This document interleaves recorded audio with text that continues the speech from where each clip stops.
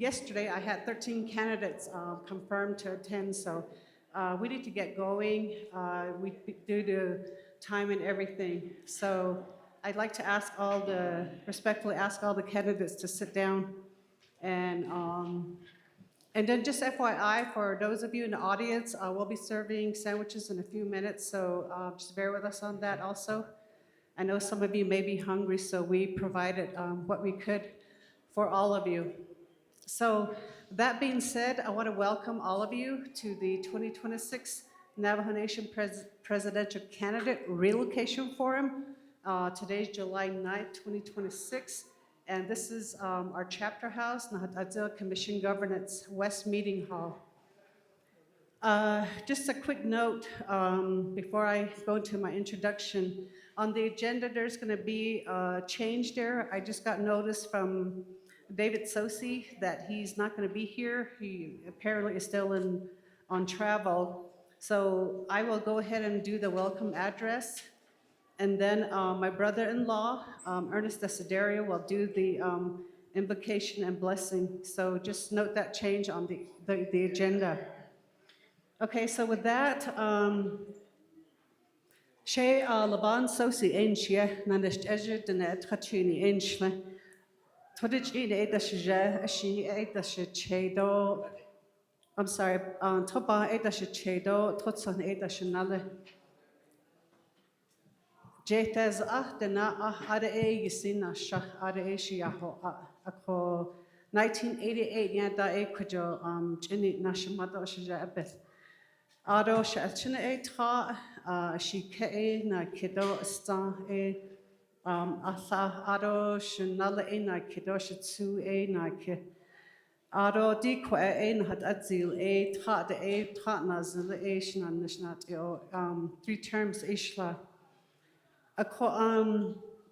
Before I continue, I want to thank my helpers. Without them, this would not have been possible.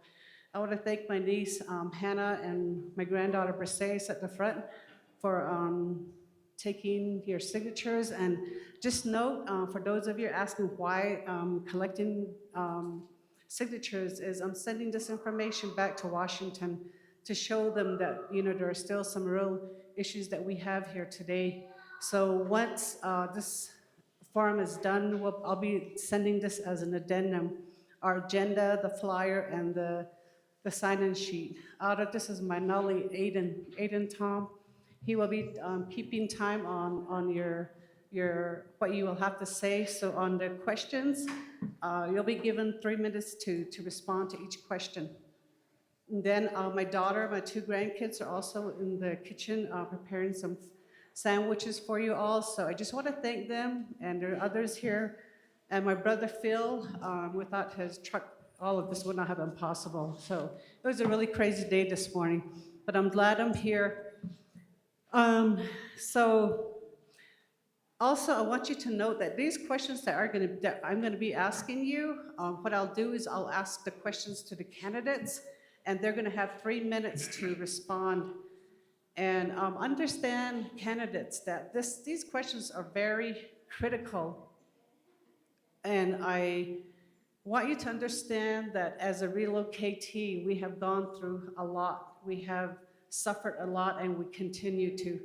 So understand also that, I've been observing the forums, and I'm asking respectfully to have you all turn your phones off, no iPads, no laptops, because you were given notice that this forum is on relocation. So our expectation is that you know what relocation is about. Some of the questions are going to be very specific, and so I hope you've done your homework, because we have not had any help from our own government here in Nahata Dzill for 39 years now. What has been done for us is very minimal to almost none. Our funds have been taken from us. Lands have been bought using our funds. And so just on and on. And right now, one of the critical questions that I'll be asking is about O'Neill closure. So Aben and I asked in your rules, you have a folder I ask you to turn your iPads off, your phones, and we do need your full attention. So also, these questions came from the community. I reached out to a number of people here and also out in Hard Rock, Whippoorwill, Tisto, Delcon, and those that I am aware of, and Aquas, Nahata Dzill. So the issue of relocation isn't just about Nahata Dzill. And so the relocation, the actual relocation of families started in 1987, and we were brought out here. Other families, they moved out to border towns, to the cities. So to this day, we feel that O'Neill has not completed its objectives as far as doing what they should have done for Nahata Dzill and for all the other chapters that are affected by relocation.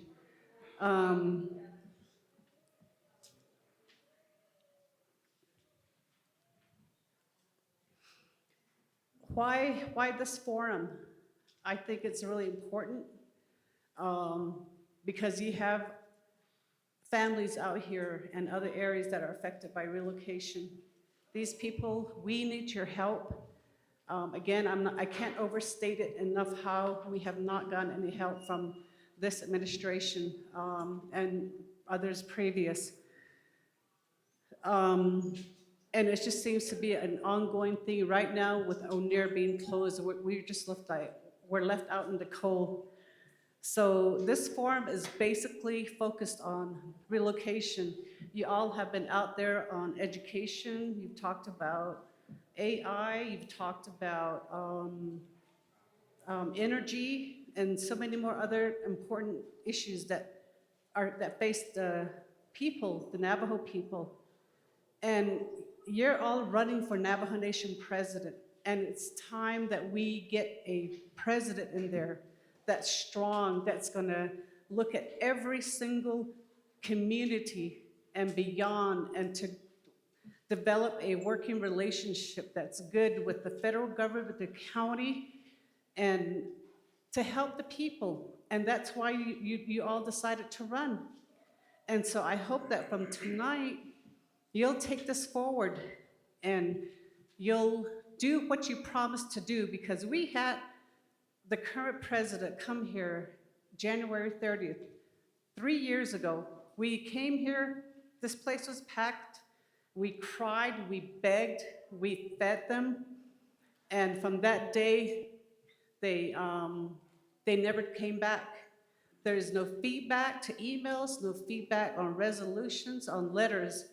Then came the 24 million question. Then we found out that that money was given to Zenny Homes. All this time we were working on a land withdrawal over here, and the whole entire time they had already been making plans to use that money elsewhere. And that's what I'm saying, and excuse my French, but I feel like we just keep getting screwed over and over and over again, and I'm tired of it. I really am. I've stood before my community and I have cried. If any of you become president, come out here. See our people. The relocation office did not expect us to have children. I am now a grandmother. There are no homes for our children, our grandkids. We have several families that are in overcrowded housing.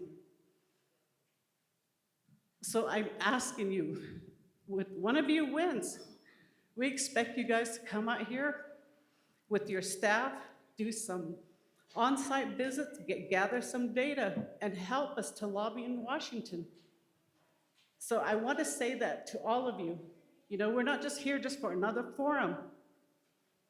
So this is a challenge to all of you and to the others that aren't here. So that being said, I just want to share some things with you that we've done over the years. We've gone to Washington. We've testified when McCain was still in office. We asked to help on the the liquor issue, and so we were able to work with NHTSA, and we got some funding for that. And the second time we went, again, because of this administration not doing its job, we had to go to Washington ourselves.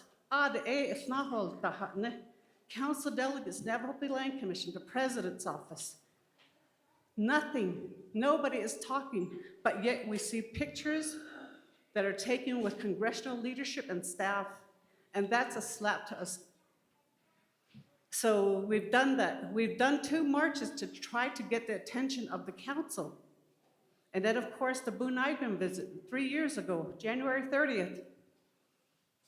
Nothing. We're still spinning our wheels. Like all these issues that you've been talking about, we're spinning our wheels as a nation. We had a summit, the Relocation Summit, in 2024 at the Twin Arrows. We had over 500 people, 30 who physically attended, and the rest were online. No one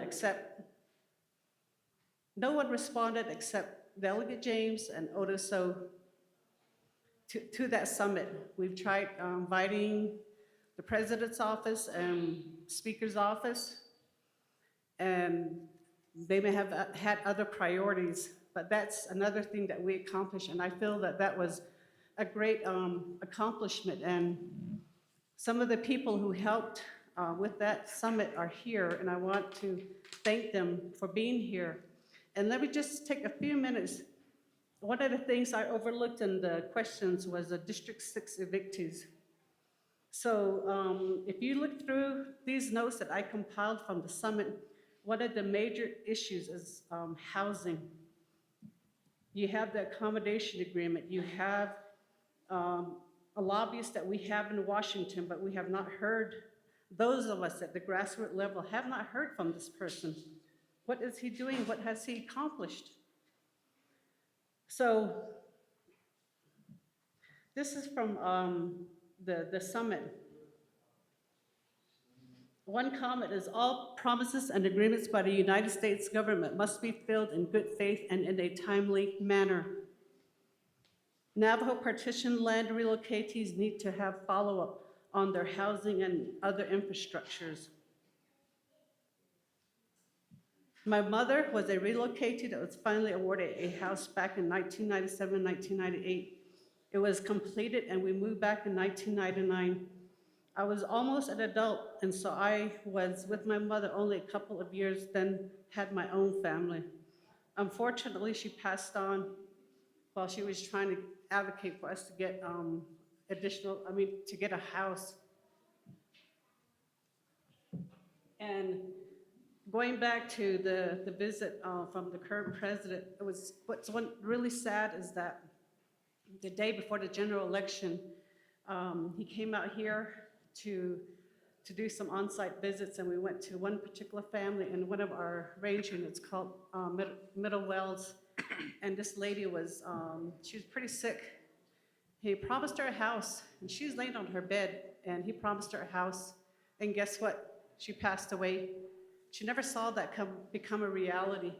She asked for housing for her children. The question that I was thinking about last night while I was contemplating this forum is, how many more people have to die before the Navajo Nation does anything? How many more? It's just like the veterans.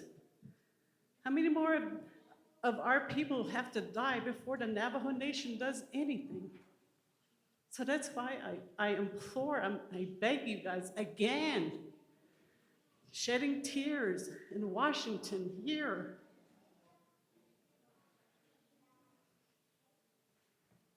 So these are some of the things that we have done to try to get attention of our leadership. I don't know what else can be done now when they're closed and we're just left out in the cold. O'Neill should have done their transition plan 39 years ago when it opened. And yet now we're being asked for a transition plan. We're being told we might be put under BIA, but nobody is communicating with us down here. Just very select are being told what's going on. So there are more issues, and you'll see that in the questions that I received, and you'll see a question from a 13-year-old. So I want to leave that with you all, and I hope that you'll learn, as I have from the forums that have been held. I've learned more about energy, AI, than I never knew. So I'm hoping that this forum, you'll also learn, and that we can learn from you and what your plans are for us, because it is my assumption that you all know what relocation is. I think I've only heard 2 candidates make reference to us at 2 separate forums, and that's how invisible we are as relocatees. So I don't really want to get into it, because this is just so passionate to me that I'm going to keep doing this. Whether you decide to blow us off again, I'm going to keep doing this. And when we met with congressional staff and Senator Lujan 2 years ago, we have our foot in the door. So now all I'm doing is just sending more information to them. So what's happening from this forum will be sent to them. So I want to say that much to you, and I want to thank you guys. Thank all of you. Mr.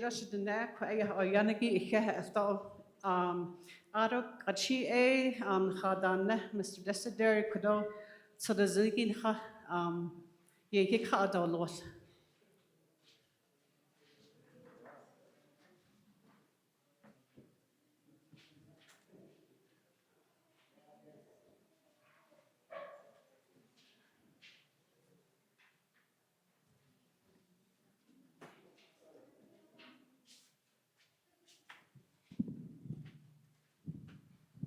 O yate shikeshtene, ado kwe no yado, ado kwedo ben yeho agidi kichi. No yai, ado kwe presidential candidates. Kwen khano yasli, ladazan khanda kha, ladazin da no yado. Ado all our community members, and then our visitors. Kwe gid yai citizen behedi tshido nido. Ako ashi shandy. That's a need to how this vehicle. Should Ernest Desiderio in Chiaho. I don't know, Schnee, Tatnisan in Schneho. I don't Kayani, Mashino, Tobaj, Aja Dashido, Todichini Dashinadaho. But he didn't Schnane, Hodo, Nanished the net Hachini. I don't Todik Moja Yashino, I don't. Tanisani Davido, Shihida Benaleko. You say, Shade Yai, Eastern Agency, Crown Point, Ado, the Nenchiko. What Tatnat even Nachago, Sambal House, the Gay, Edley Cadet, Bashby Toto, Low Mountain, Quaggy, but Kazan at Hilton. Toda this Clan Hodia, Ado she can't long. With the house, the Laho. John that the Cheta in there, hope Indian land dispute, relocation, Bana Deoshi, Okatashi does the other. With the house, the Laco.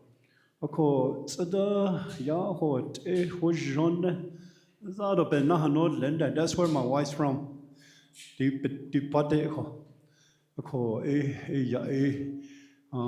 tweeted about Ed Husband had Nita Wilson Arana Senior Ado. He was the youngest brother of my wife's grandma. Shawai Bamasana, she's the oldest, is a Sabahane. Ado but Kainada Kai Henry Za Peterson Zabje. Ado Kushinana Stiazat Satadalia. That's where she's from. She's from a real nice family, good history background. So, but through the relocation, we moved out here and we reside about 10 miles from here. Middle Wells, Hodiako. And we've been here since 1989. So, you call because that either doesn't lago, but through the developments and the process of relocation, we're able to see schools and chapter houses. And I work over here at the Nahata Dzill Health Center. That's why I'm still wearing my uniform, and I just walked. Well, I could have walked over, but I drove over. I couldn't do that. I shouldn't shandy. So the Zimba had to take off. But you whole I get even yet. Yeah, no. The involved me, hold your nasty, hold your nasty, hold your nasty.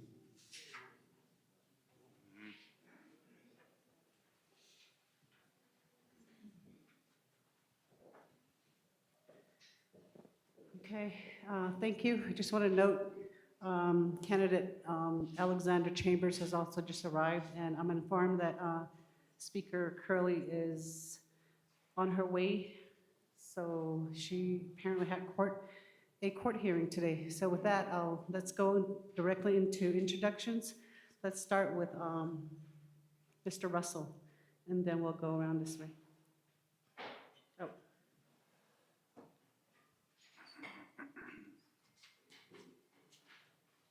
3 minutes each on the introduction. Yate, was John the Kate a lot, Ingla, Shayla, Ata the Nashta, Whatland, any to the had say, Shana saw Arana Shan Senata, Hontana Galia. Shay, put it in Ishla, Tanisaneda, Shija, out last cheat as it she.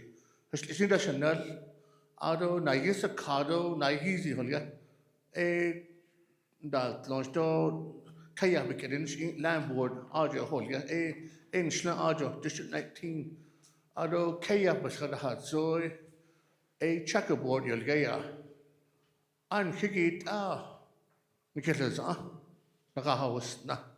Sagaho Zanda, don't have Sida case, do Dan Kitten Sting that is Olia. A co Atha.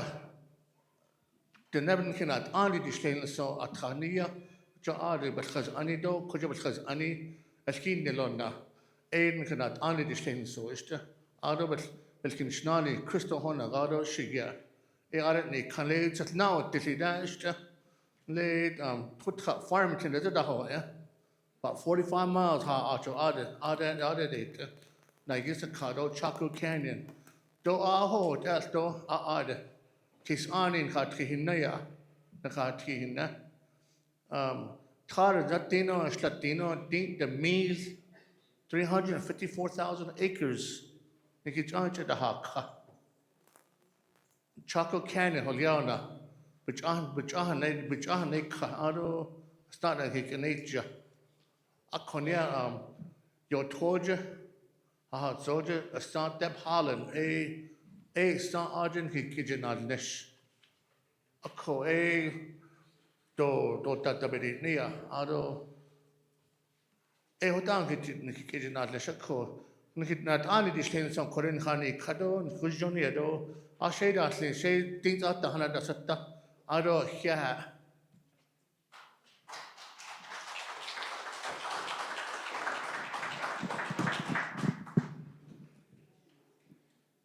Joyat Shikado Sidna, Ado Tahasinlo. Say Dr. Jordan Bigayaniske, Ado Pimpatoni, Twidditch eating this Kia Ani Bushes Chin, Ya eat the neta chini a dust shay, Ado Tatnasani Dashinale. Twin Helite Nasha, Ado ICA Nastuts on Deshne, Le Ho Twinest is a big ago. Hey, Ade ICA Hutch Shike. Zanes sweet up a janine de a chained ado cut out the nanas ado yard ehni de sneed. Say the net benat anya by your swash ado the relocation by ya del ki a say taco not suigo a cut out a yashah hala shaja a seat toward I see na rant Nona do Johnny Bigay will yent Sand Springs ade kehet in de So good evening, everyone. It's an honor to be here in Sanders, Nahata Dzill this evening. My name is Dr. Jordan Bigay. I am of the Bitterwater clan, born for the Retiring House people. My maternal grandfathers are of the Holy People Red Running into the Water clan, and my paternal grandfathers are of the Tango clan. I'm originally from Tonalea Chapter, which is near Tuba City. Originally from Wildcat Peak, which is that volcanic rock in Tonalea. My great-grandfather's name was Albert Dandy Sr., and that's how I identify myself. And I know how important this issue about relocation is. My Nully man and Nully lady are originally from Sand Springs, Arizona, and they were relocated. A lot of their family members, Tatnasani, half of them came here to Nahata Dzill, and the other half moved to Tuba City. And luckily, thankfully, my dad was able to participate in the JUA program. A kutao hawan nahai la ado bi neya. So that's good. And we know that a lot of these families got split. A lot of them were moved to Tuba City where they didn't have access again to the livestock. They lost their setting for Hogan, Hawan Namaze. So that's the understanding that I bring forth this evening, and I am looking forward to engaging in the questions and really applying the knowledge that I have. We know that there's a lot of trauma that a lot of our families have faced from having to be relocated, but I think it speaks volumes, the resiliency. My dad and his family might have been relocated, but I was able to again, move forward and succeed through education. I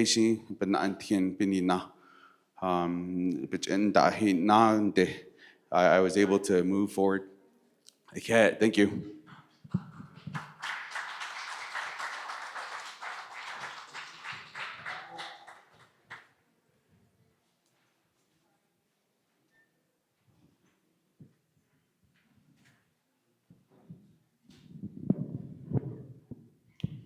Yat shik shedenedo shel tahasrilo, yat nihidini rolil, bedak git ago, Kwede nahat atzil hol yehgede nahani khisli, shede ya dipet ahnidone en schlecht khatnesane was shin, kilichi neda shedo shi eda shinale.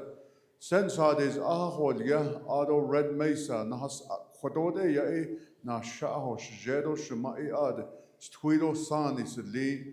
Dovet heetje lenigido akwen hiada ho ado under the a son linash enigido holo thatino mashla nanse akilgidini now nihe chilchimbit hodo chach jebet khade the sentado leshit o ne ita etijindet atida akwe on shlom ako hya shikeno leni nakhachinde khalt Sel kein lenina kedelt edo sanen lenigi ladelt kadet an hedalia kunza hot ya yahwil asle akot ya kweden khanan staton dan khaniada di kweba wind enigi beniya ad kuidishi kwen khaniya sle ako it's good to be here again in Nahata Dzill Chapter in this whole New Lands area.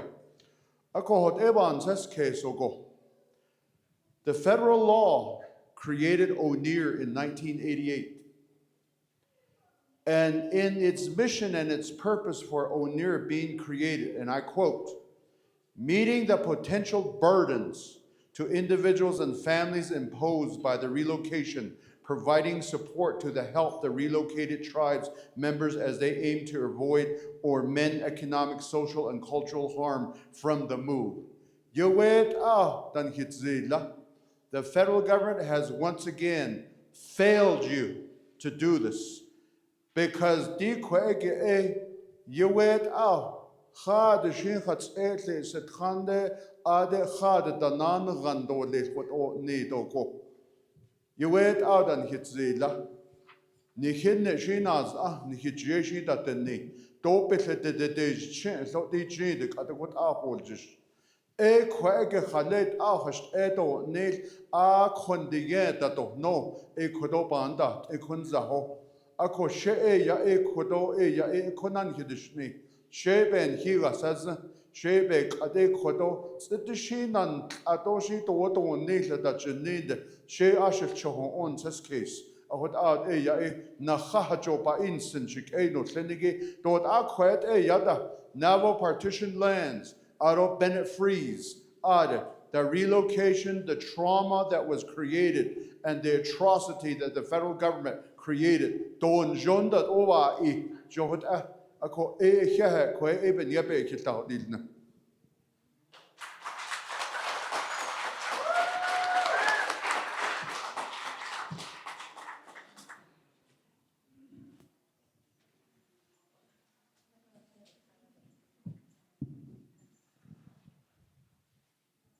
Yad she sanja kenenshle telna bisni bashish chin titna jini dashache tabahan dashanala tlayi twoda nasha.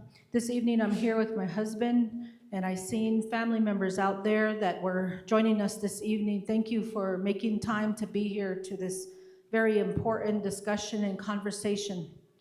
You know, as I was preparing, just like Levon said, make sure you are studying, make sure you understand. I had to really think deeply about what does this mean? Where are the priorities for the administration? These past few years, actually, probably going back to my childhood, I grew up in Klagetoh, and the reason why I grew up there was because some experiences that I went through with my family in Church Rock. And I was living over there with my parents, and because of my mother's death, we had to move over here to my grandma's house in Klagetoh. And that experience was very, I guess I didn't realize it until I was older. And then from there, I went to another family. And then from there, I went to another family, and then to another family, and to another family. I was a child who grew up in foster care. Movement like that causes deep pain that you don't understand because you're in the middle of it. It's not until decades later you look back and you realize, wow, all of these experiences, they make you strong, they make you resilient, they shape you into a stronger and more courageous person with such conviction. And so when I listen to stories of relocation, this is what comes to mind. Once we got through foster care, I ended up down in the valley, and I lived down there in the city. And when you live in the city, you move from apartment to apartment because what you're trying to do is find rent that stays cheap, you know, $300. And then when the rent goes up, just because they change the light bulbs, they want you to pay more money. And you end up going through this process. So this process teaches you a lot. So I understand the grief, the trauma, the disconnect. And it's even worse when you have animals and livestock, when you can't take them with you or when you can't graze them. The one thing that helps me feel better every day when I get done on the campaign road is I sit in my backyard and I watch my ducks and my turkey, and then we have sheep. So there's so many parts of this that we're gonna probably talk about tonight, but I really appreciate the conversation and the organizers for planning this. Thank you to our veterans for fighting for us, for all of us, because we all deal with different kind of hardships and challenges. They gave us the chance to have these conversations. So ahiaha and Swago, thank you very much.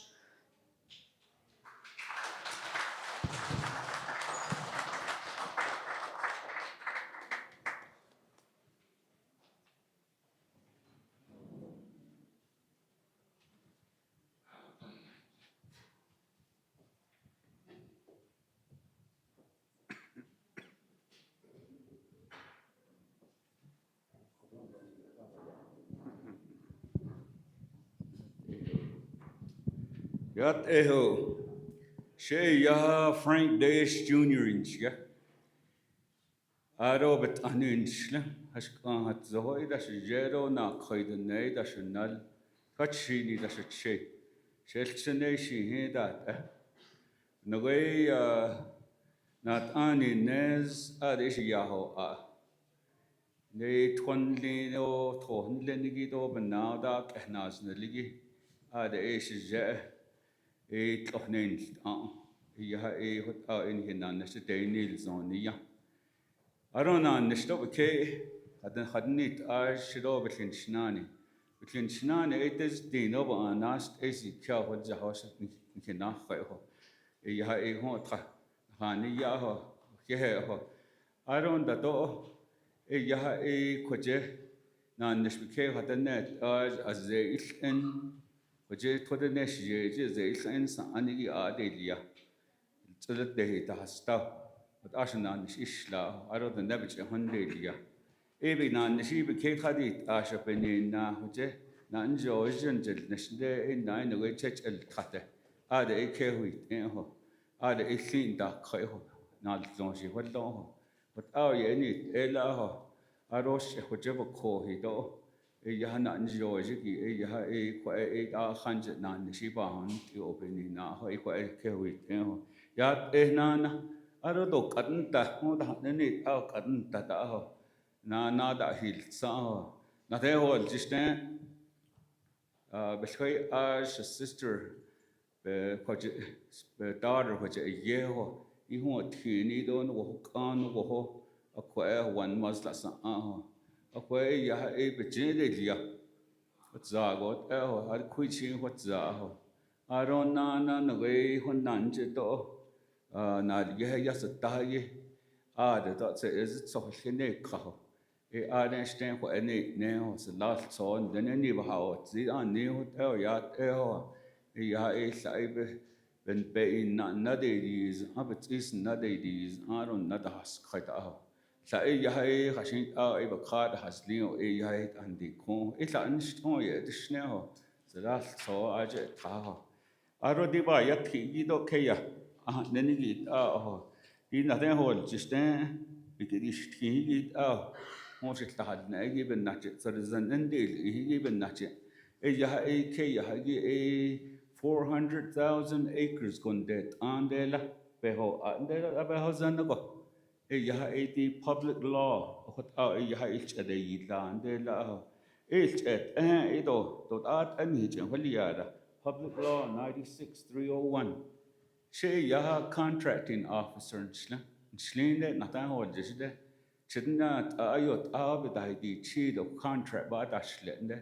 Arostan hodges these and honas the lizard and the You are going to be compelled to fund this federal mandate that you created as well. Johot ade ya adonil ako ednat ani khonneniki akot ade Washington doing nalzitiki akot ade bigatide akot ade donil. So that's my answer to your question.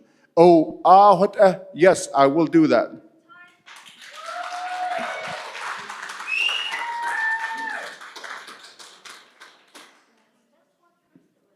Good. You would have, are you ready? Okay. Ms. Manuel, the Navajo Department of Behavioral Health Service Office in Nahata Dzill community has been shut down. What can you do to reopen this facility as soon as possible? The question is, how can we reopen a facility that's in behavioral health? So one of the activities that I've been looking at is who from the administration is advocating in Washington, D.C. right now. When we look at our Department of Health with Navajo Nation, we have a director who is not confirmed. Not confirmed. We also have other individuals in the office who are extremely loyal to Nigrin. These individuals in the administration are working for the wrong person. They should not be, first of all, working for Nigrin. They should be working for you and every one of your needs. Department of Health has priorities that they have to take care of.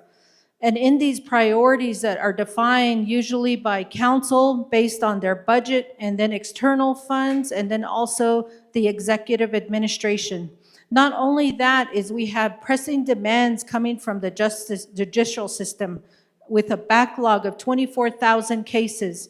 There's criminal activity that happens. There's people suffering and dealing with addictions. There's children who need behavioral health services. There's social services. So when we think about how to get this back on track, we first have to look at our Department of Health. We have to ensure that that person is qualified, that understands how to advocate in Washington, D.C., that's willing to spend a significant amount of time there. Next, we have to do an assessment on all our funds. Anything that's related to health, we have to look at it. We need to assess the priorities.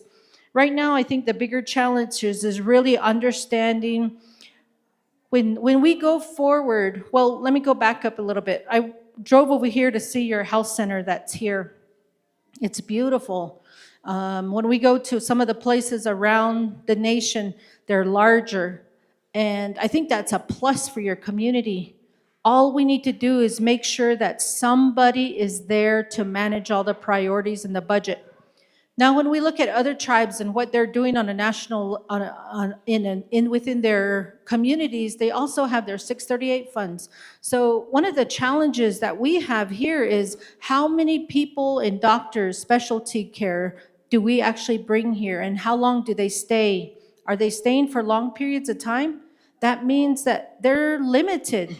So we need to invest in our own people. We need to make sure that they're the ones learning how to do these health services. We also need to provide housing for them so that they'll stay. Those are the challenges that we're facing. So when we look at 638 funds, any of the grants that forward. Thank you.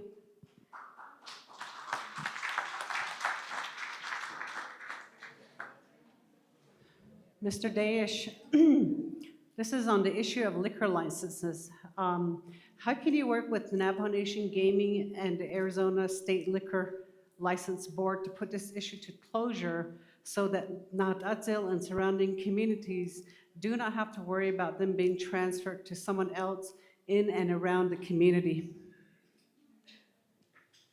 Okay. This gene is called Jisho. Based on that, Bahan of Sanjin, the Yaha Sena Isahi, Del Data, that even yet based on that. Nana Bejehodando, old time. It at a Yahape opiate settlement, need a base of Walla. A Koe Yaha Ape, Katishi event on Neshabehaz. A what end the Yaha iron hits and things and Halana lounge at that. Depend on Nishigate and Nebich and Nahot, Eki Ajapent on Nishigip and Yepeso, a Yainich and Walia. I had out a Hoshi the na Isagi Chayos on, Bejehojon Chayos on, a pepin, the Casey, the baby, and Nahot, Jo Yaha even gay based on it and Walia. A quaggy H they did is they did kiss. Hashina not I thought so they was eat. The snake out of Joya the Hadnet, Yada and Chico when I be the dish is, when I not hard the chatters eat. I don't eat Zige could the never trate. Hashi now Egi, Joe Con a Yahiben that deal, Nisho what out even the Yapes or Guinea, what yard I dance and net, what out ate Elaho. Eben Natchet, when that and the Hadji, Shotiko and his has unin, Gelahot, Egi, a Yaha age, not Longido, Bahan Bahanits and. She won't stay negotiate and trate. Add a Yahani lane dark Kaiho. Diko has Anigi makes a demonstration project with Yahos Aho. A Koya that had now. Arohot, Egit out this street, who near Tade Escal. Aropia do at a landy honidia. The shakiness says it, Anton Kitanes says. A what's that? Aroch not so. Ako ay yahay ati ay ako entad na siya ipahajaw bago ni donde ni hijenda ilyaw ben na hisil tatan ne jo khotat an haz anago ay yahay ti peson lenige e coach hashit ay yahay be enda ol ge lobe e bakat o wacho in that case ay yahay hatain style jo khotat an haz anago ay ti peso yichetet ani khoben that on ne shot ay ban today case ko ho ay yahay Beshbans Anya not Jahit la day that's a tagi hons a taho. Eba Kadija.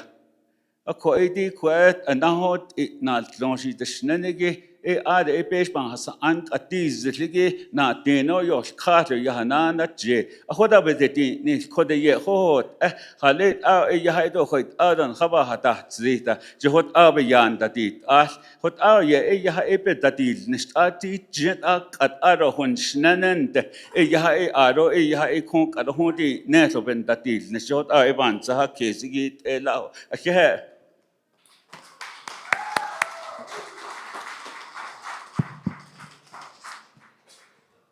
Mr. Curley, Hoochie's, Lee's Liquor, and Red Barn. These 3 liquor establishments have been shut down. What can you do to immediately have the buildings demolished? And how can you work with local leadership and Navajo Land Commission to initiate measures to incorporate alternative plans of these buildings, such as small businesses, et cetera?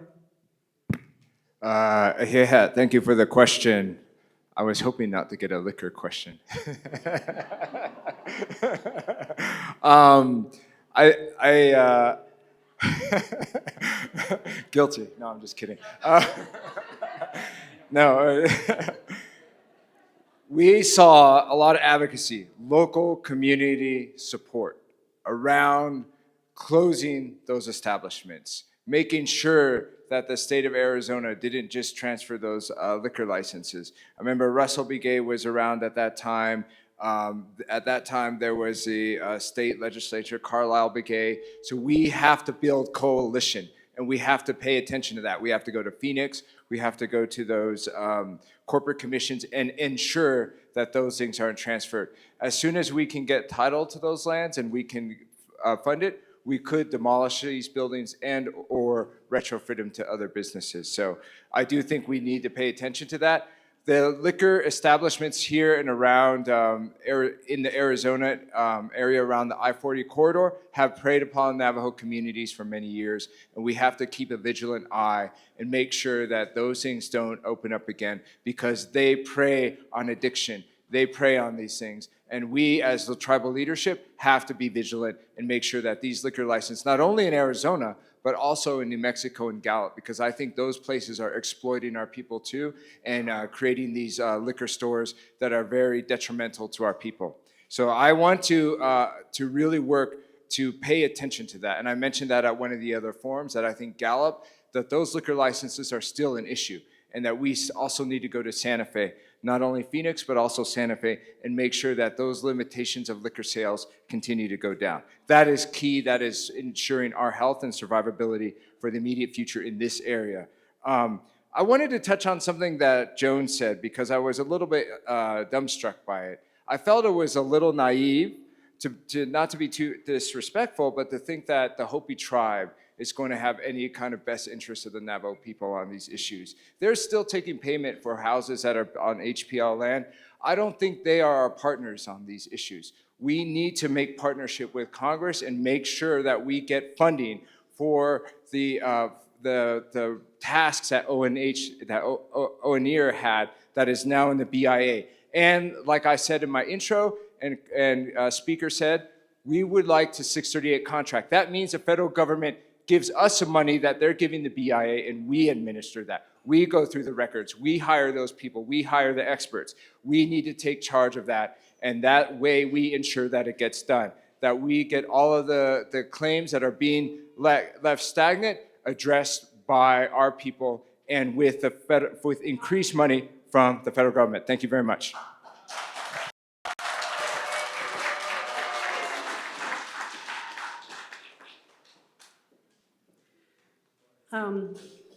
In your rules, I specifically stated about going back to questions of the previous candidate before you. And this is where the Padre Mesa demonstration project comes up. Regarding this issue, Mr. Trujillo, this has been in the media a lot after ONER shut down. Apparently, ONER left approximately 70 plus heads of cattle that they owned, and these were eventually sold. What can you do as president to have this investigated to determine where the funds went? Do you think individual Nahata Dzill relocatee permittees should be given these funds for their feed, livestock, etc.?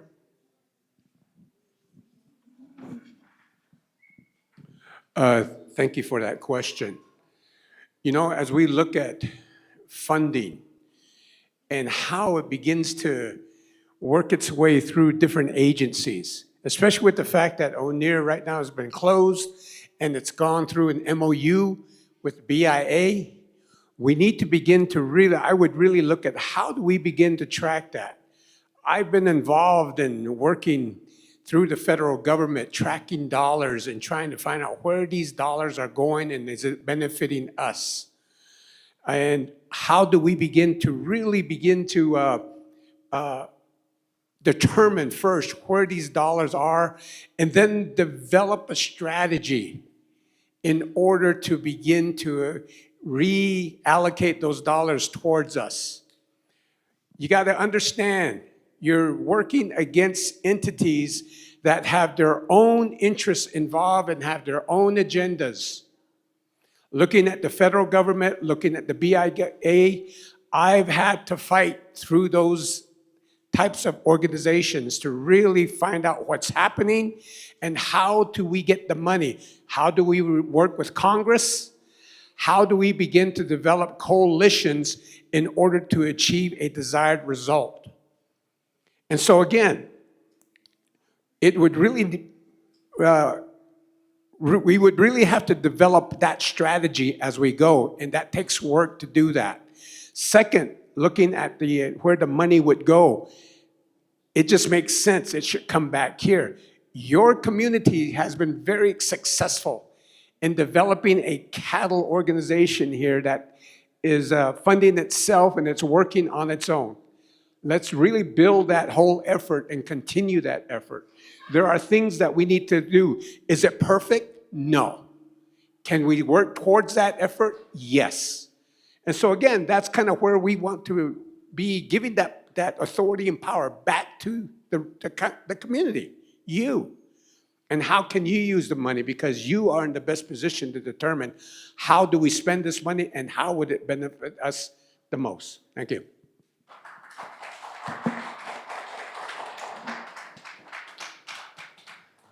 Just a note on the MOU with the BIA, the community has not actually seen that here. I believe the leaders, and maybe Navajo Land Commission has, but it has not been shared with us. And that's one of the letters that I've written to BIA requesting for a copy of that. Just FYI, and thank you for bringing that up, Mr. Trujillo. Ms. Ellison, next question. Nahata Dzill does not have a grazing official such as Bigger Navajo. What can you do about this issue so that Nahata Dzill can maintain its current grazing regulations per the Range Unit Management Plan, RUMP? And who will enforce these RUMPs? I'm not too familiar with the term rump, but, range use plan, okay. So I understand that a part of the 1974 Navajo land settlement, hundreds of thousands of acres was supposed to be purchased on behalf of the relocatees. And a lot of that has taken place, but there's still an additional 10,000 that has not been purchased on your behalf. So I believe that you are entitled to an additional 10,000 acres of land that should be purchased for your community and your posterity, for you to continue the traditional Navajo way of life for those families that do choose that. And that would be a decision that you as a community would have to collectively decide upon. And so I'm a big supporter of not only decentralization from Window Rock, but also a supporter of regionalization, because I believe that chapters do not have the capacity to administer programs on such a small level. So most of the basic services can be provided at a regional level. And so your community is primed for that opportunity. And I think your community can lead the way into helping design communities for each of us, for the different demographics that exist. There are those of you in this community that want to be ranchers, livestock owners, and farmers. And there are those of you that would like to live in a small community of apartments and condos and townships. So we can take that step by incorporating your communities and giving you guys that individual right so that you're able to decide for your community what you want and not having to wait for permission from Window Rock. Big part of funding this is the federal government makes these promises not just to individuals like ourselves, but nationwide. They fund these programs. After a few years, they stop funding them so much. But if they're wanting to give foreign countries billions of dollars of aid, then they need to reinvest back into our own society, and one of this is this community. We need our government leadership to be united as one, and that's not happening right now. And we're able to do that if we're able to hold them accountable, but we're not able to understand exactly what they're doing if we don't have the transparency to their documents, to the money. Thank you.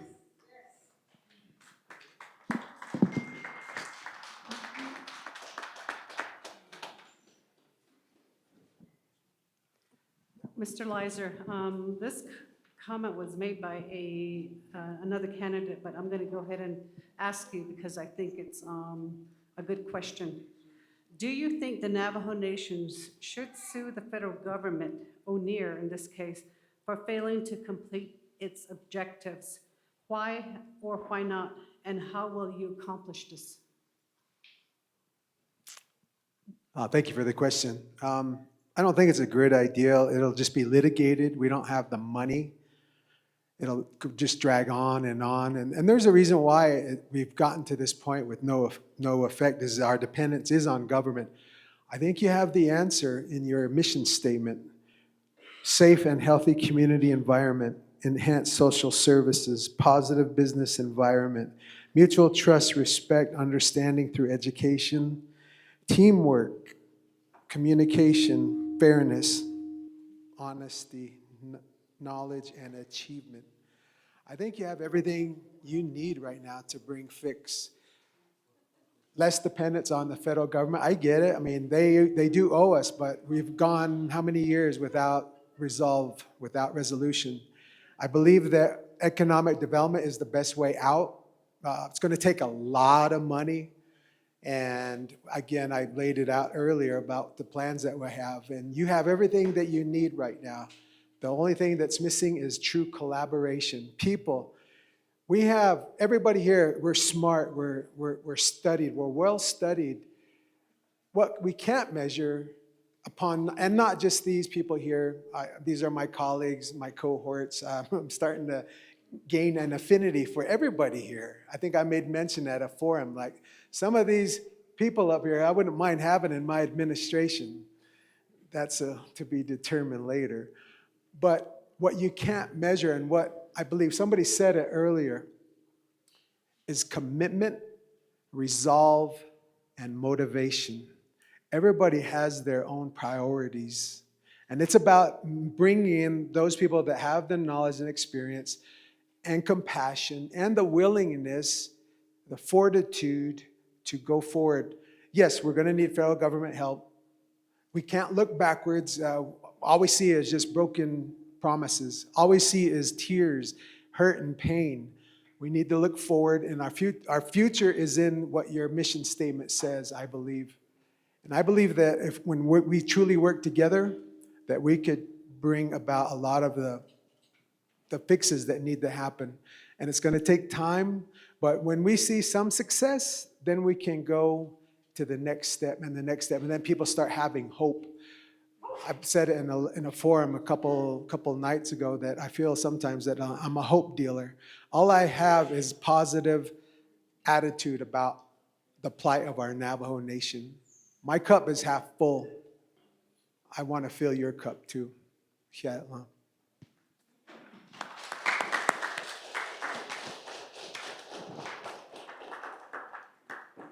After this question is answered by Mr. Chambers, we'll take a maybe 5-10 minute break and just to kind of have you guys stretch around. Notice it's getting hot in here, so we'll open those doors to bring some air in.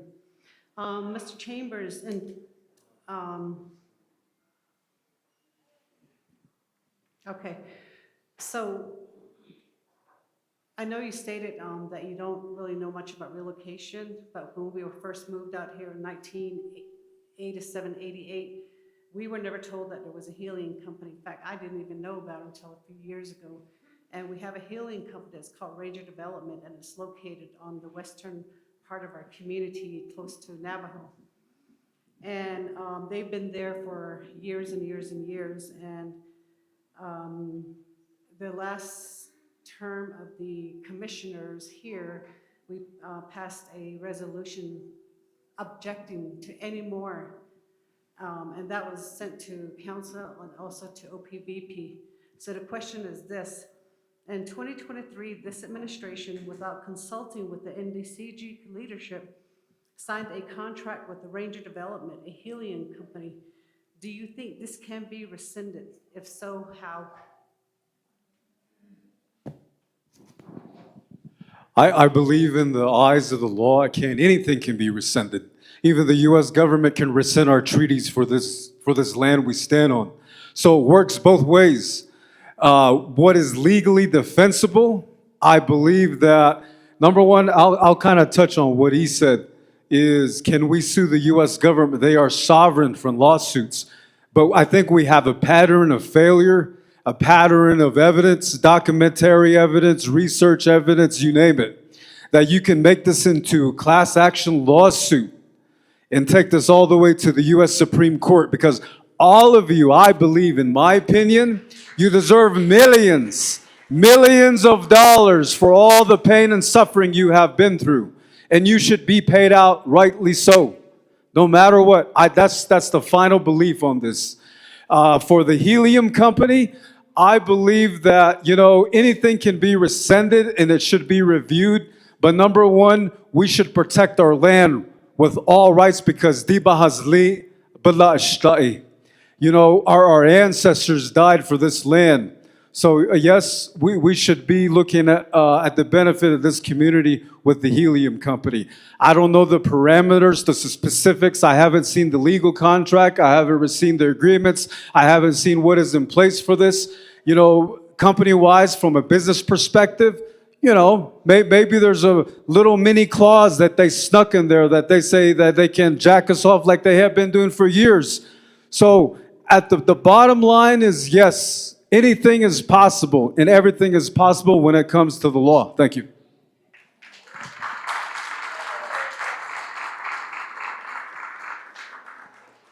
There's some really good answers. And I want to thank the candidates again for being so candid.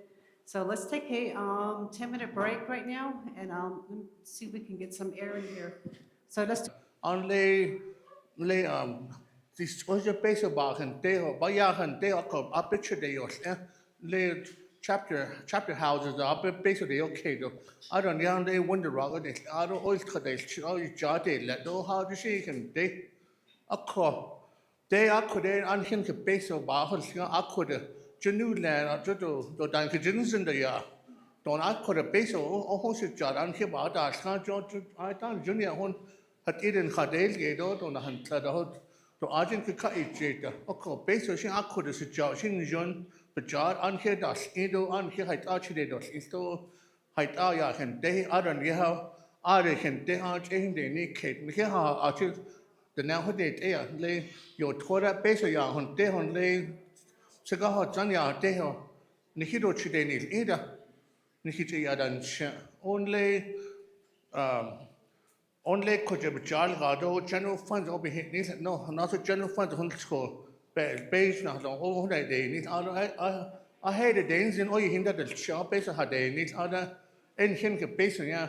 So last job a base of Doa Hotea, though a student son in that they have a base of ya Doa Hotea. Don't unhin about has got on Johnson so much up the chapter. A card on the Argent, they told Jade, let up how to see in the niece. Ado the bahos in the base, and him the base of aid of a base of the aid own can not that okay, those census them can be the hello, it's on a base on the Washington and can need to sovereignty that it near. Ask cannot sovereignty that it at the Belgana in not on Hainata. Itan an hiketa del geton kindel gesto ne hilgana kena del itan sovereignty in the sovereignty bahot in the new word na what sovereignty dan ask kena del ask kena inat on khati na da ita asatin ke gane del ne do asati jo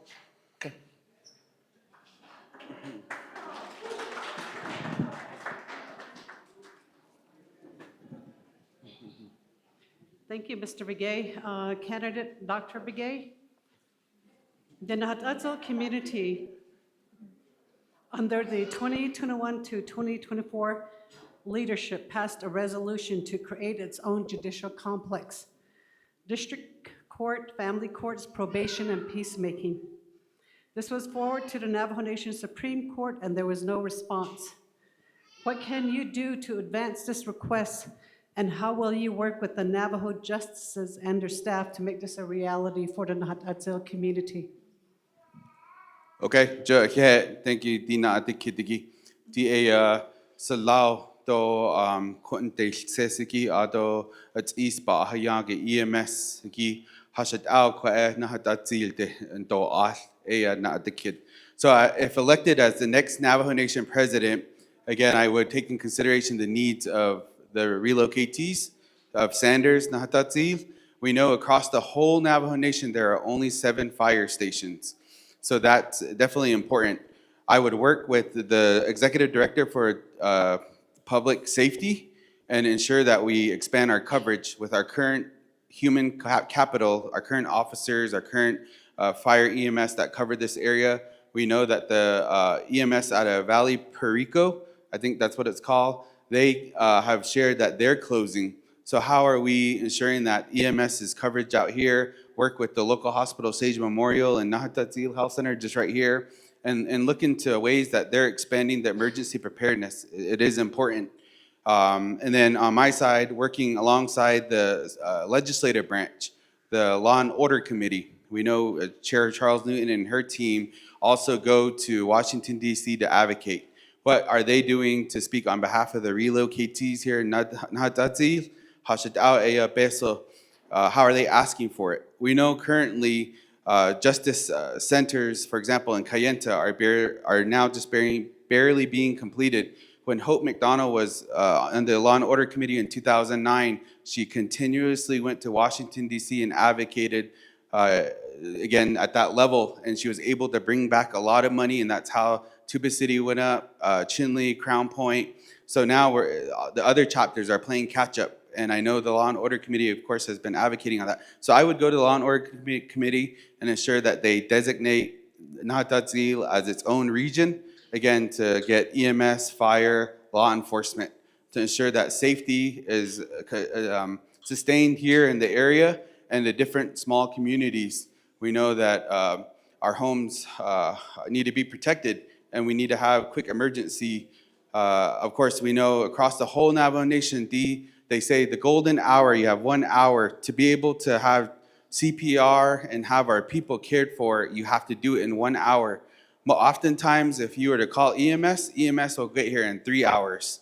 So that's the challenge. That's the real life challenges. So I would take that in consideration and work again with Nahata Dzill. You guys have the Nahata Dzill Health Center right here. What are they doing to expand urgent care?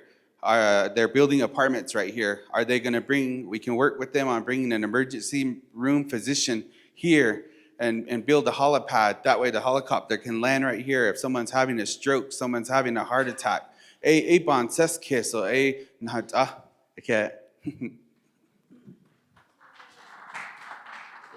Thank you, Dr. Begay. I just want to take a moment to recognize 2 of our current commissioners, Ms. Loretta Bahi and Mr. Lorenzo Curley. Oh, okay.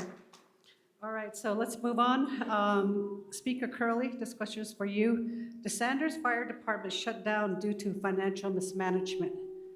What can you do to work with Apache County and state officials to revamp this important service provider to the Nahata Dzill community and surrounding communities?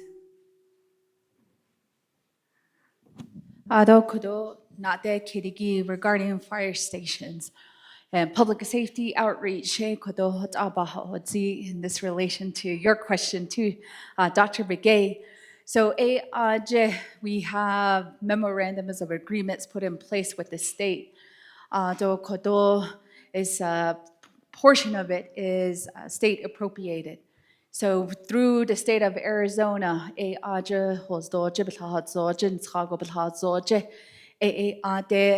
you know the history of some of the revenues that are coming into the state of Arizona, there was not enough revenues that were going into the state of Arizona. Governor Hobbs. So, and then we were contributing millions and millions of dollars from NGS.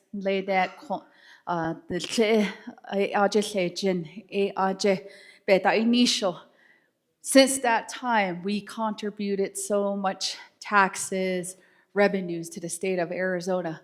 So once when all of those, the coal mine, NGS closed down, a lot of the funding that we were seeing from the state, it just drastically dropped. If we're on a lucky fiscal year during the state budget, we only see investment of at least 1 to 3 million. That's based on who our representatives are there at that level. The fire station, we heard of that closure, but we have to make sure we also have clean audits, but we have to have a division of DPS that know how to do these agreements. And the mutual aid agreement to do emergency responses. To this day, we don't have a mutual aid in place with this help for critical services, emergency services with the state of Arizona. That should be the responsibility of the president to lead those discussions. How can we do these through these MOAs? And being able to say, we contributed millions and millions of dollars for many years from our natural resources, and that taxes shouldn't be put away. So we do have that equal share.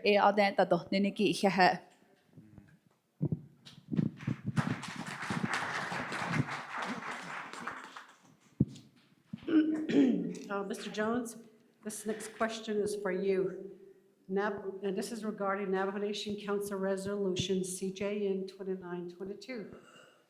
The Nahata Dzill community was selected out of 5 communities to receive the $24 million. The community was working on the land withdrawal when the current administration awarded this amount to Zenny Homes without any notice.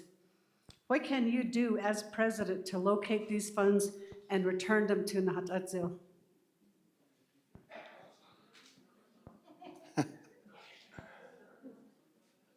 First of all, I think we have to accept the fact that Navajo Zanda, Ado Nasleda, Aten, Belagana. That's number one.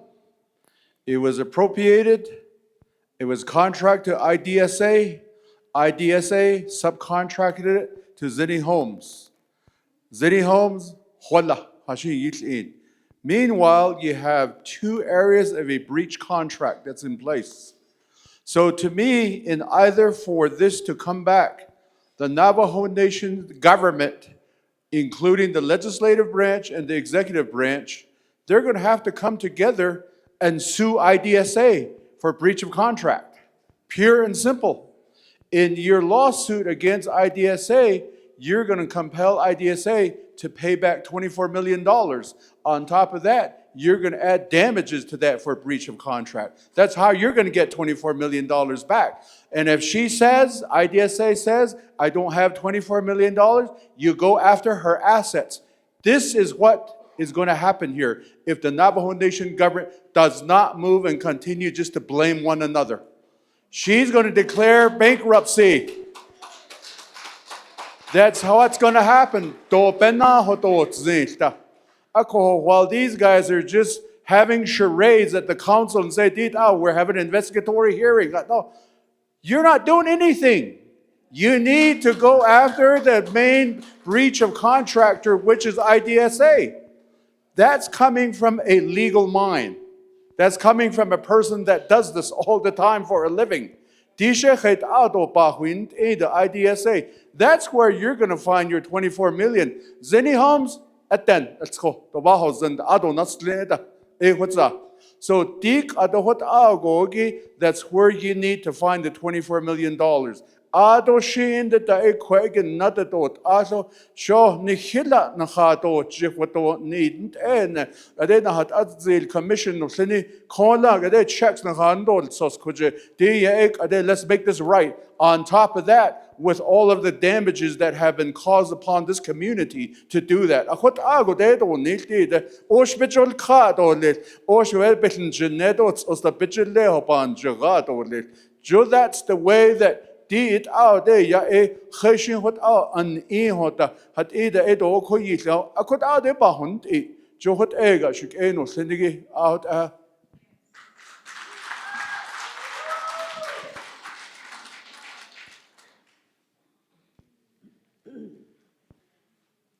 Ms. Manuel, if you should be elected as a Navajo Nation President, Public Law 93-531 is one of the laws that you're going to have to be very familiar with. So that being said, what is your understanding of this and has its objectives been fulfilled? Why or why not? 9530, what did you say, public law? 9531. When it comes to any of our laws, we have to stay on top of it.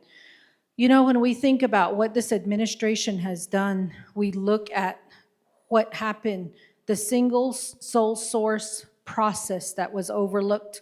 It was overlooked time and time again.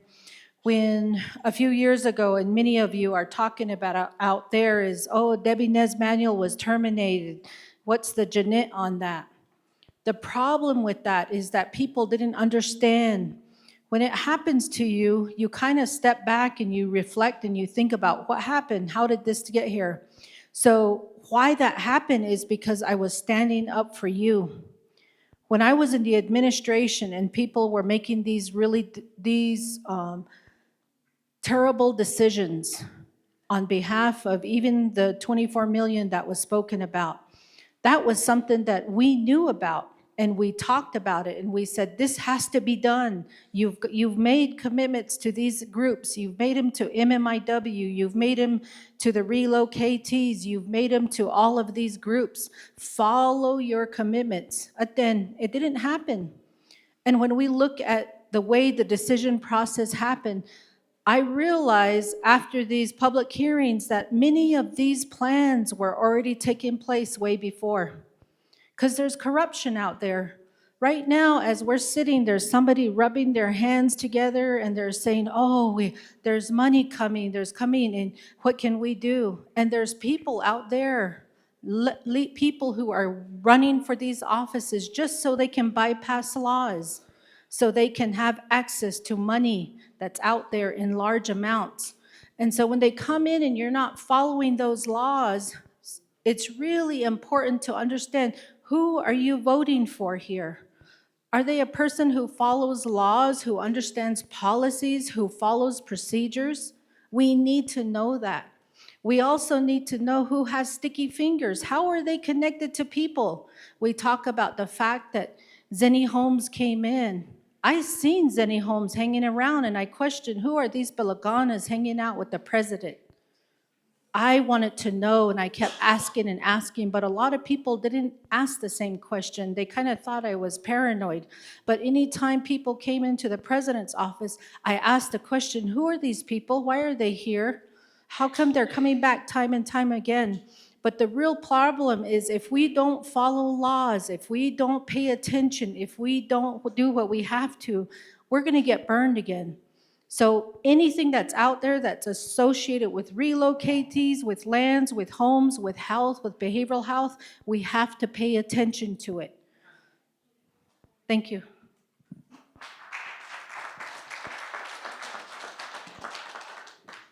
Mr. Dayesh, do you know how much the DC lobbyist law firm has been billing the Navajo Nation? And what has he accomplished with respect to relocation issues? Who is monitoring his work?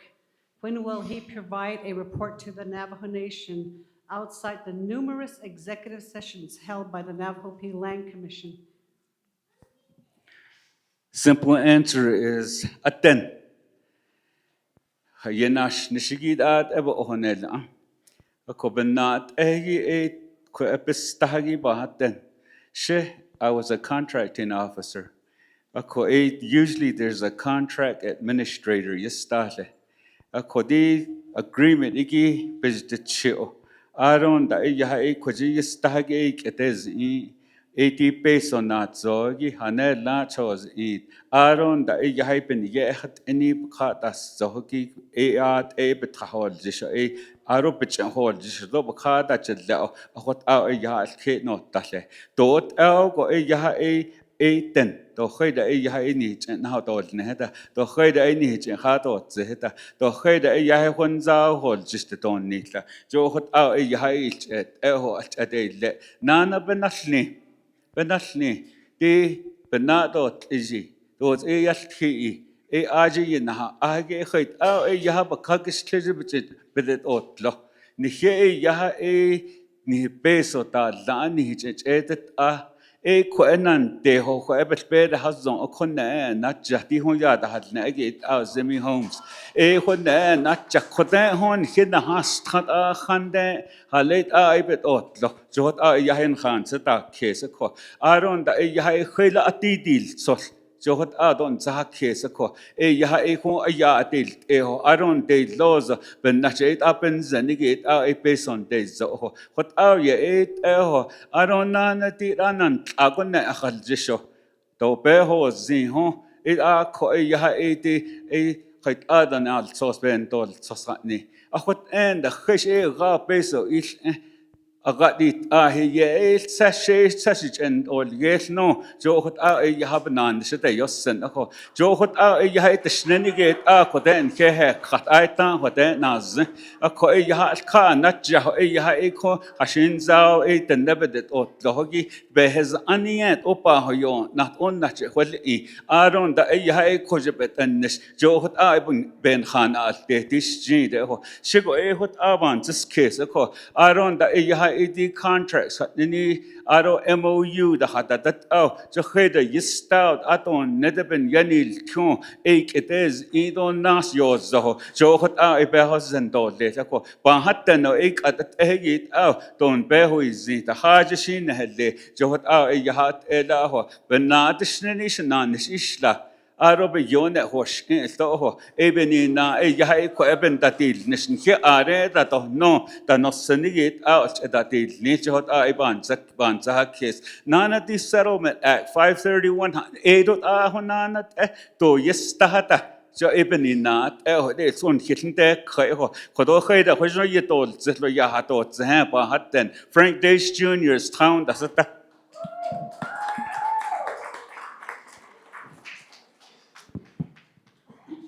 Thank you, Mr. Dayesh. Mr. Curley, what is your understanding of the accommodation agreement? And what can you do to help those relocatees who signed this? Please explain. I am not too familiar with the accommodation agreement, so knowing how to help those particular families is something that I would have to educate myself about. But what I would say about the situation with relocatees is that one of the things that I think, as I was learning and doing research for this particular forum, I was reading my colleague Arissa Paddock, who's here, her paper about what second generation, third generation relocatees are needing. And one of the things that she emphasizes, so I'm quoting her, is land. They need to have access to land and to have additional land. And I think it's incumbent on the Navajo Nation to provide these. When we go back to the 1974 Navajo Hopi Land Settlement Act that partitioned HPL and NPL, there was land set aside that the Navajo Nation has benefited from. That's what they were going for with Paragon Ranch in New Mexico, and they used some of those lands. This is where they took land and converted it into trust, and they used that to create the Twin Arrows Casino near Farmington. Not Farmington, sorry, the other direction, Flagstaff. So what I'm saying is that the Navajo Nation has benefited from this directly. The Navajo Nation has benefited from the suffering of the relocatees, financially, in terms of the gaming enterprise. And so I think it's an obligation for the Navajo Nation to address the lingering issues of relocatees, including second and third generation relocatees. And if it's land that's necessary, there's empirical research that says land is important. We need to figure out how to do that. Maybe we buy private land and help those people relocate there. Maybe we do land withdrawals and build homes, for people who need it.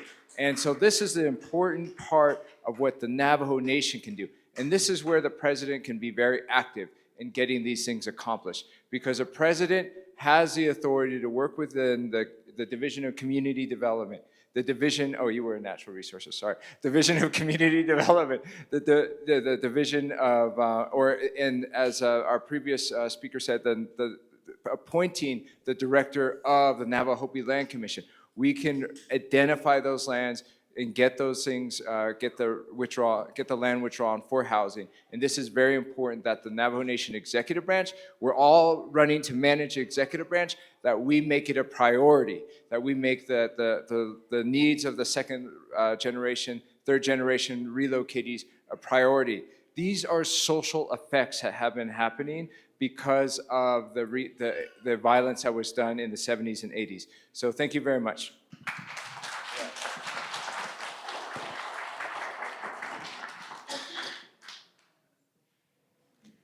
Mr. Trujillo, this question's for you. Thank you, Mr. Curley. How much land was acquired in New Mexico, Arizona, and Colorado utilizing the relocatees funds, and is it benefiting the relocatees? Why or why not?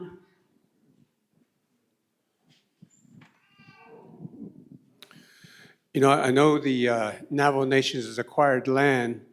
The fundings I've been aware of is the Land Acquisition Fund. I'm not aware, or do I know how much money from the Relocatee Fund has been utilized in obtaining lands for the nation. But in that venue, we need to begin to look at how we begin to really address this from a clear managerial standpoint. My two previous candidates here have indicated looking at how we as an executive branch begin to utilize our managerial efforts in order to begin to track how these dollars are spent and begin to determine how do we best utilize these dollars for those areas within the communities that come from. The nation does need money to provide the necessary operations. We don't have a tax base. We don't have property taxes. That's how governments are traditionally funded. We utilize energy development, resource development, and economic development in order to raise funds to run our government. But as we look at local governments, how do we begin to allow benefit for the local governments if those particular resources are coming from that area? How do we begin to generate that, and how do we begin to utilize those fundings for that local government and the initiatives that they want to achieve? So again, it's a balancing act that you begin to do. It's a zero-sum game. By that I mean you have a certain amount of money, you put one into one pot, you put one to another pot. How do you balance this? Just like you do every day. You make money from your job and your work, you look at your bills, you look at what you've got, and you got to balance it. And so again, how do we begin to do that effectively within the government? That comes from training, that comes from developing a good management system so that we can come back and communicate to you, what are we spending the money on, where is it going, and what money should be coming back to you. And we're able to do that accurately, and we're able to show you, if we do spend money, this is what we spent, and this is the results that we got, and this is how it benefits you. And that's the management system. And if done effectively, that information comes out and you're not guessing. You're not saying, I think, you know, you understand. And we're able to communicate that information efficiently and effectively and concisely to you whenever you request it. And so that's what a government should be doing, reporting, getting things done, and utilizing dollars, but telling you how we're spending that money. Thank you.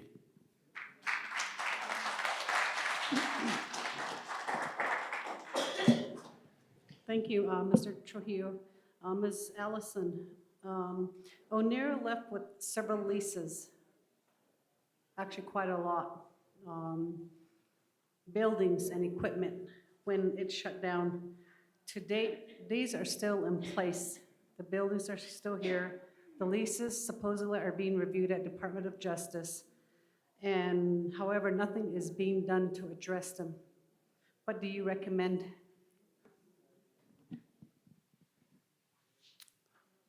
My recommendation would be to turn those over to this community so that you can utilize them and develop your community with it.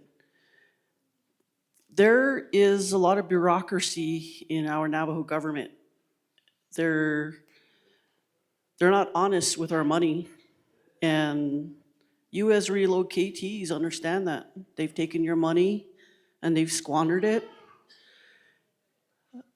And they were supposed to be speaking for you and defending for you, and they did not. Congress is the group that has the power over what took place in your history, but they don't care. Realistically looking at it, Native Americans comprise less than 1% of the United States population. We don't have the voting power. We don't have the advocacy or the lobbying effort to make them bend to our will. Our government should be united, all three branches going there collectively with a plan. This is what we stand behind. This is what we need you to do. I understand that the community is trying to decide whether to have Senator Mark Kelly speak on your behalf or Representative Eli Crane. But we also have to understand what administration is before us right now. It's a right-wing conservative group in power. Right now, taking a case before the Supreme Court is not the best decision because it is majority right-wing voters and thinkers. So we need to be strategic about how we're moving forward. But whenever we have a chance to invest in our community, we need to reinvest. I completely believe that money that is made from a community that is affected should be reinvested back into that community. I have had issues with the Justice Department and the Judicial Department. I don't believe they're doing their job. We haven't had a Supreme Court opinion in 5 years. We have judicial vacancies that have not been fulfilled. That's where the problem is. Until we get legislators and OVP to make those nominations, those confirmations, we're still gonna be running around in a circle. But I believe we have the capacity to take over these assets left behind to the BIA. In fact, I would support your community creating a nonprofit or a for-profit entity to take over those equipment and property that's available. Again, a lot of this thinking should not come from us. It should come from the recommendation of the community. Thank you.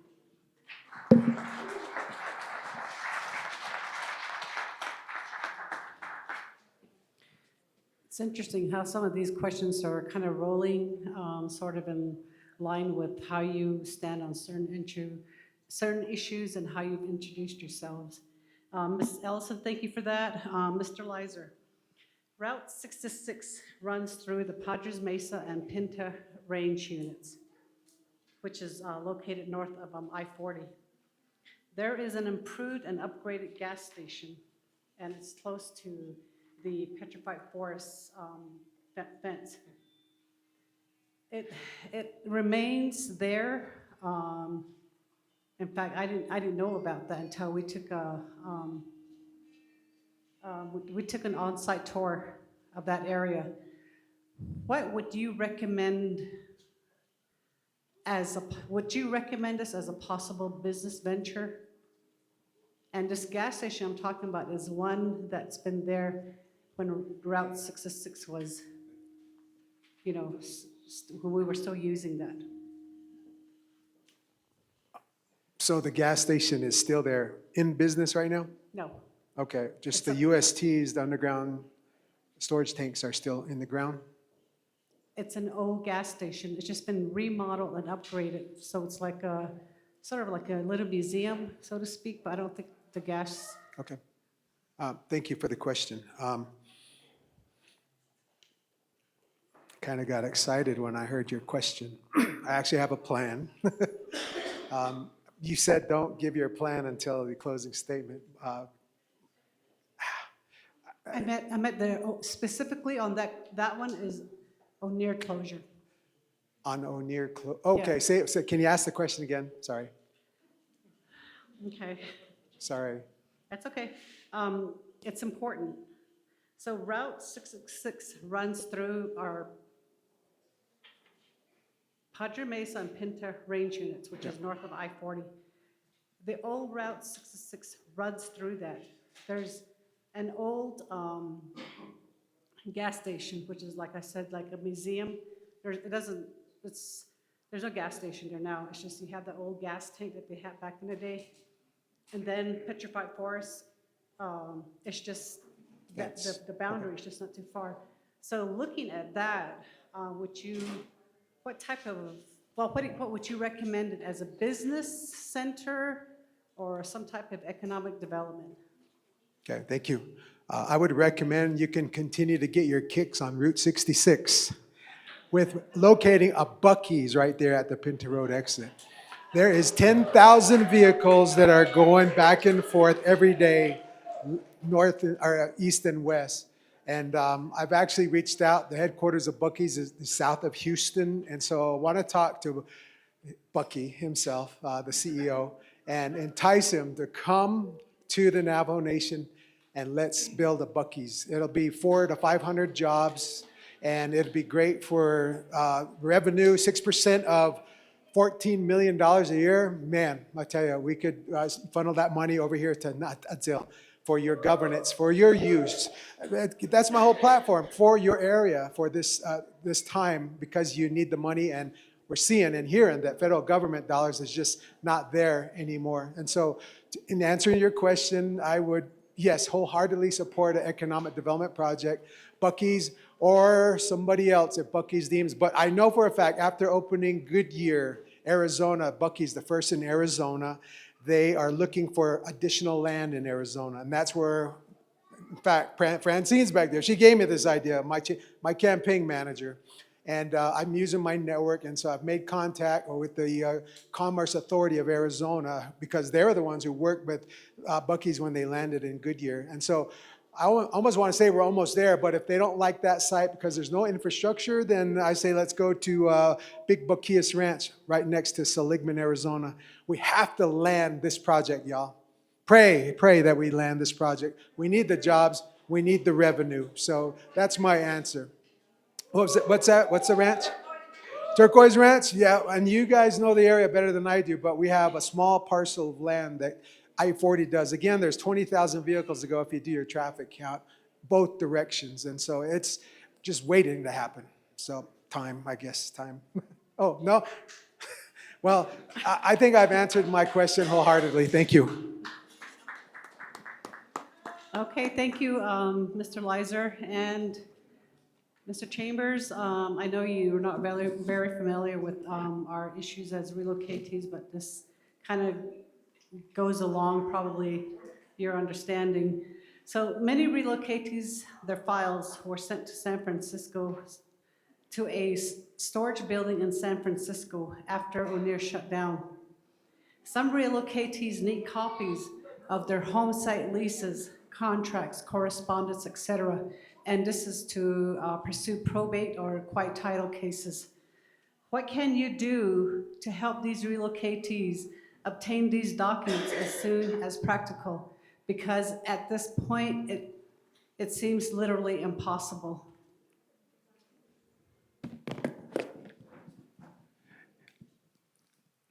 First of all, I think what we need to do is request these documents through the legal channels, whatever that might be, and expedite that process. Because, you know, if it has to do with home site leases, important documents like that, I mean, that's what you need. That's what you need. And so, you know, based along those lines, I think if you were to pursue that and request those, one initiative would be working as a community and documenting as a group, as a community, as one, and approaching this, you know, with everybody on board.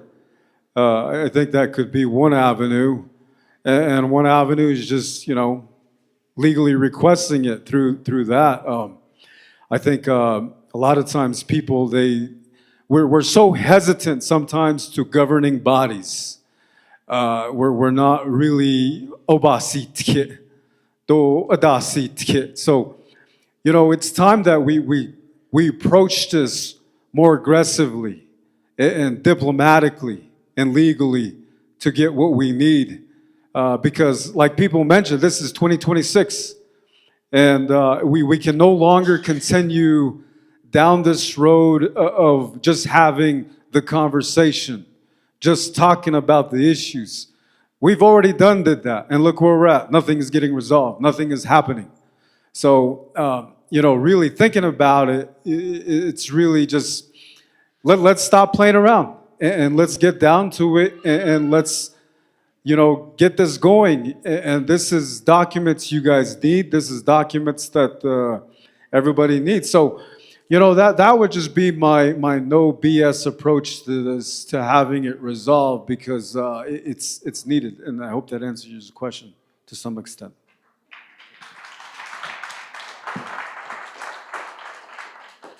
Okay, so it's now 8:14. We still have 2 items on our agenda. One is, we really want to hear what your plans are going to be, and that was the big question that I mentioned earlier when I introduced myself. The other is to allow at least 4 people to either comment or state a question. So those are 2 areas, but there is something I think that I would like to have answered. And so I'm going to pick on Mr. Russell, I'm sorry. So there are several other questions.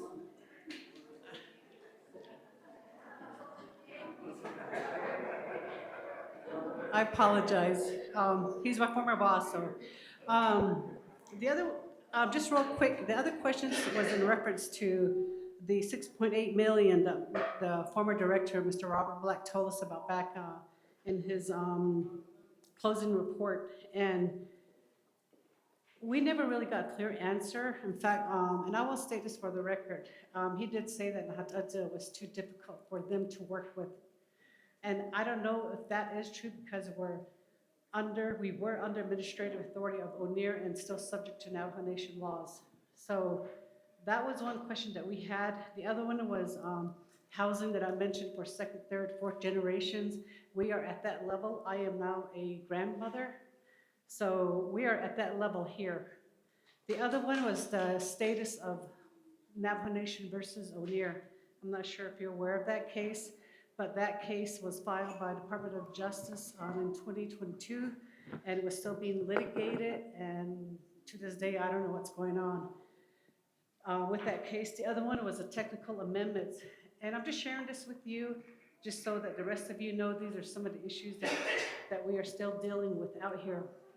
This one is very concerning to me, and I think it needs to be brought out. So some Navajo families refuse to relocate. They absolutely refuse to relocate.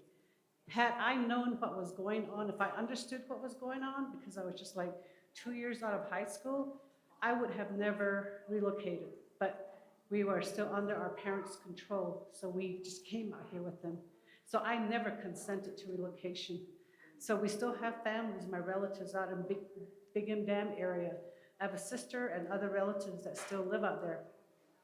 And get this, she lives out there, tries to get help from Nahata Chapter, but they refuse to because she's on HPL.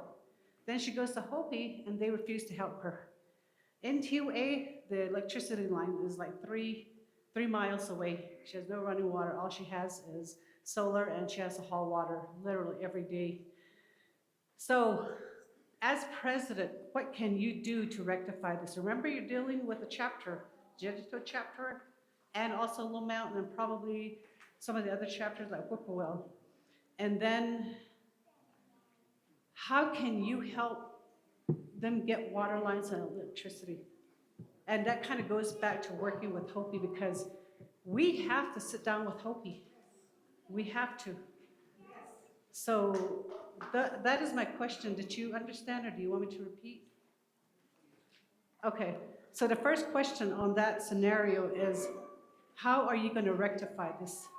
She's registered with Nahata Chapter, but Nahata says no because she's under HPL. And this is an ongoing issue. It's been brought up so many times, and we have a lot of other families. So,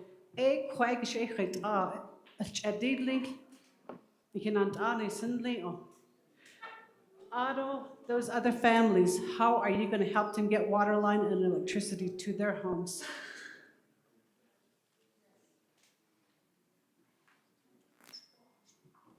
Oh, thank you. This is my new name is Russell McGay. Yesterday, I called myself Shasta. The other night, I called myself the Professor. So Professor Shasta Russell McGay. Remember that. I don't care.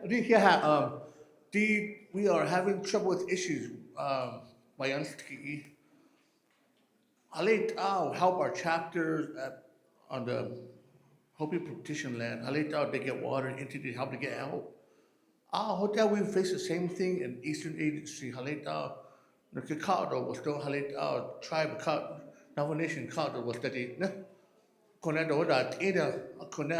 As a president, we probably have to sit down with the Hopi and renegotiate some kind of a deal. This is one thing that should case ani be boda halle the nebakaya hatida do nasla each other kai new how your toja we have to go through the 21 tribal pueblos to get an okay to build infrastructure on Navajo land. Akola haleta why do we have to go through the Kisani for us to build something? We have to get approval. We need to get away from those guys somehow, some way. Hashitao Navajo Nation that it's got at least on that. We need to go back in there and revise it. I think we got to work together and work it somehow. We can get water system on their land. Like electric system. They can get water into their home. The language when we do those big houses up in the mountain, just cheat us. Put on lead up there. So they have up at 20 they dump into the tank, although they use the water from there into their necessity for showers, wash dishes, whatever. That way we won't have to maybe try to fight with the Pueblos or Kisanis. So I think that would be a good way to help them out, work out, deal with them, settle down. What's like at my table right here? We can bring them over here and we'll talk about it. We'll talk about how we can negotiate, how we can help each other instead of fighting each other. Hey, it's pretty easy to fight, but then if it was 30 years ago, I would have punched that guy. I did this year, so yeah.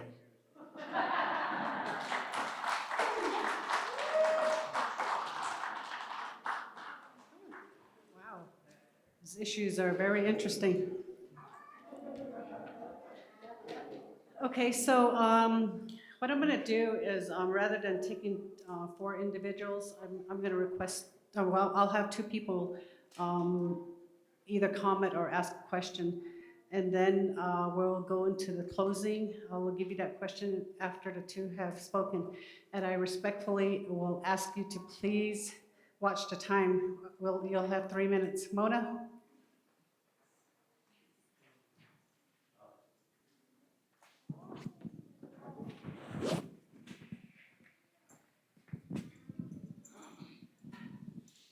Thank you. This feels like Price is Right. I ran up here. I am a second-generation relocatee. I come here from the Tinde Yeshiaho Tisto, although Winslow the Eya Kedahanit and Shijebel. We live in Winslow, and although thank you to be here amongst a lot of answers here that we received. Lavan, thank you for hosting this too.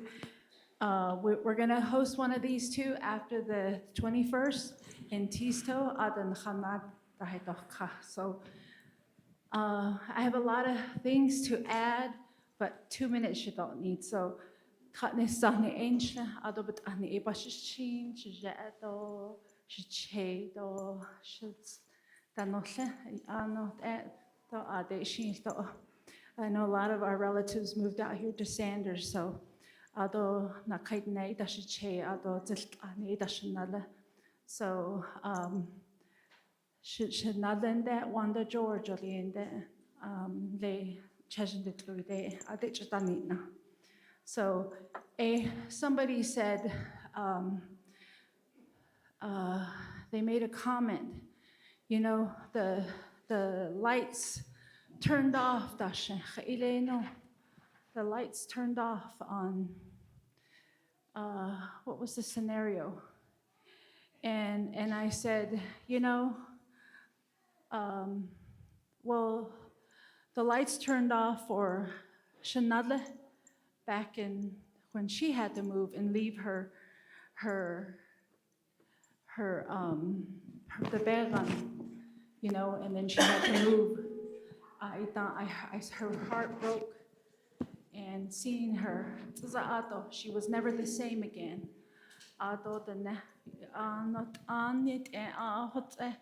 You know, my relatives, everybody, they had their hearts were broken. You guys know what I'm talking about. There's no way to explain it. And it's not economics. It's not something you can just explain away and solve and not hold the federal government accountable. It's not something you can just, you know, you have to hold them accountable. You have to do something. President Nyron has to do something. And this morning I heard on the news $310 million from the US was given to Venezuela for the earthquake rescue aid. So,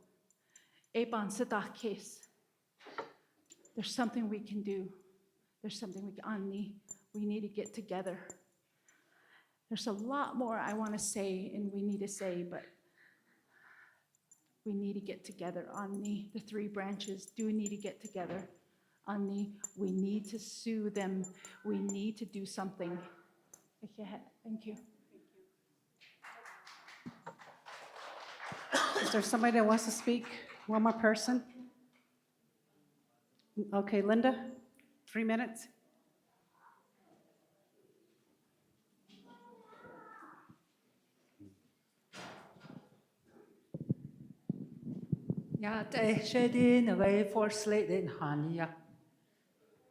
We deal with the same thing out there, relocatees. My father was the only one that was relocated. My mother wasn't. The land is drawn in half. The fence is just right there. Our grazing rights is different in the Navajo partition land. We're under the BIA.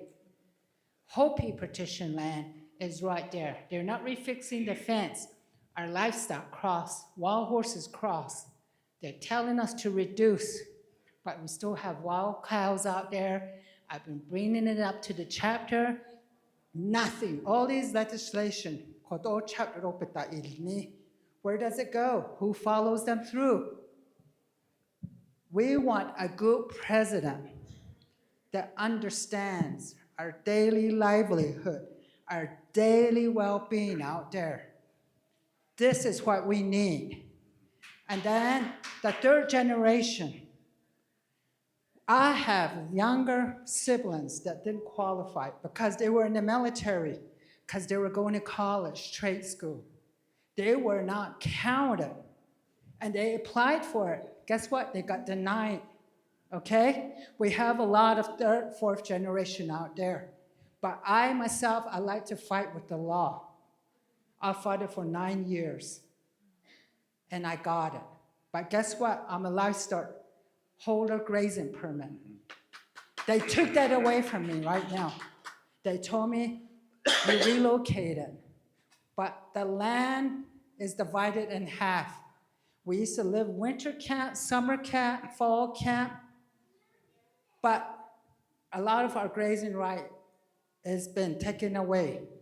I understand the Navajo Council delegate made that decision way before administration. They're the ones that are working against us right now. We need to have council delegates that know what they're doing. We need them to go back to school and let them take some sort of class to qualify for this council delegate if they're going to run for it. We have enough is enough. And now I retired and I'm taking over the ranch, but I have no grazing permit. And that is really a problem out there. Another problem is health-wise. There's so many out there. Our Pinion Clinic, Kayenta Clinic, Tuba City, they have jurisdiction right there. You call an ambulance, guess what? They say, that's not Chinle, we're not taking that, call Hopi. Call Kayenta. I run into a lot of these issues because I'm a retired healthcare worker. I don't just go by an accident. I waited for these two old couple. Finally, guess who respond? Hopi. Hopi respond. Chinle didn't want to respond. Kayenta didn't want to respond. Chinle, I'm so upset because these individuals were older folks and they need help.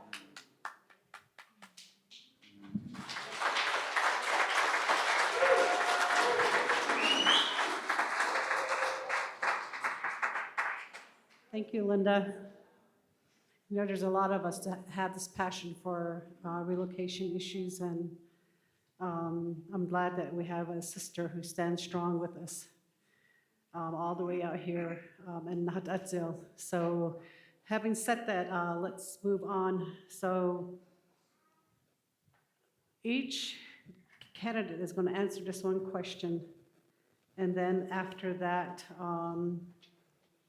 I will have Ms. Yazzie come up and do her closing remarks, and then Mr. Curley will come up and do the closing prayer. So again, Mr. What shall I call you now?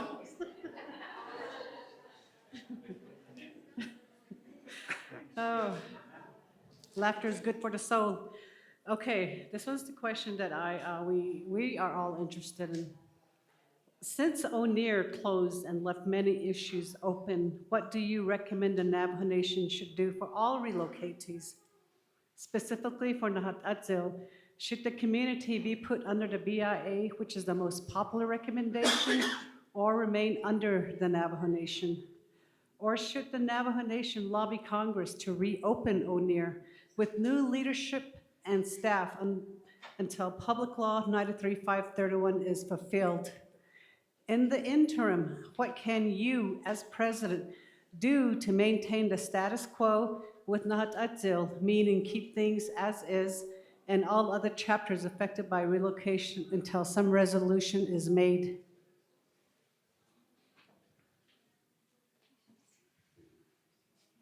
Oh, yeah, thank you. Atira bayat ke halit out or listo bayat relocation do listo. Sheba, in this case, I think the chapter, the people should be in charge of themselves on here chapter community. On here tida adas indo on here permit ada nisto.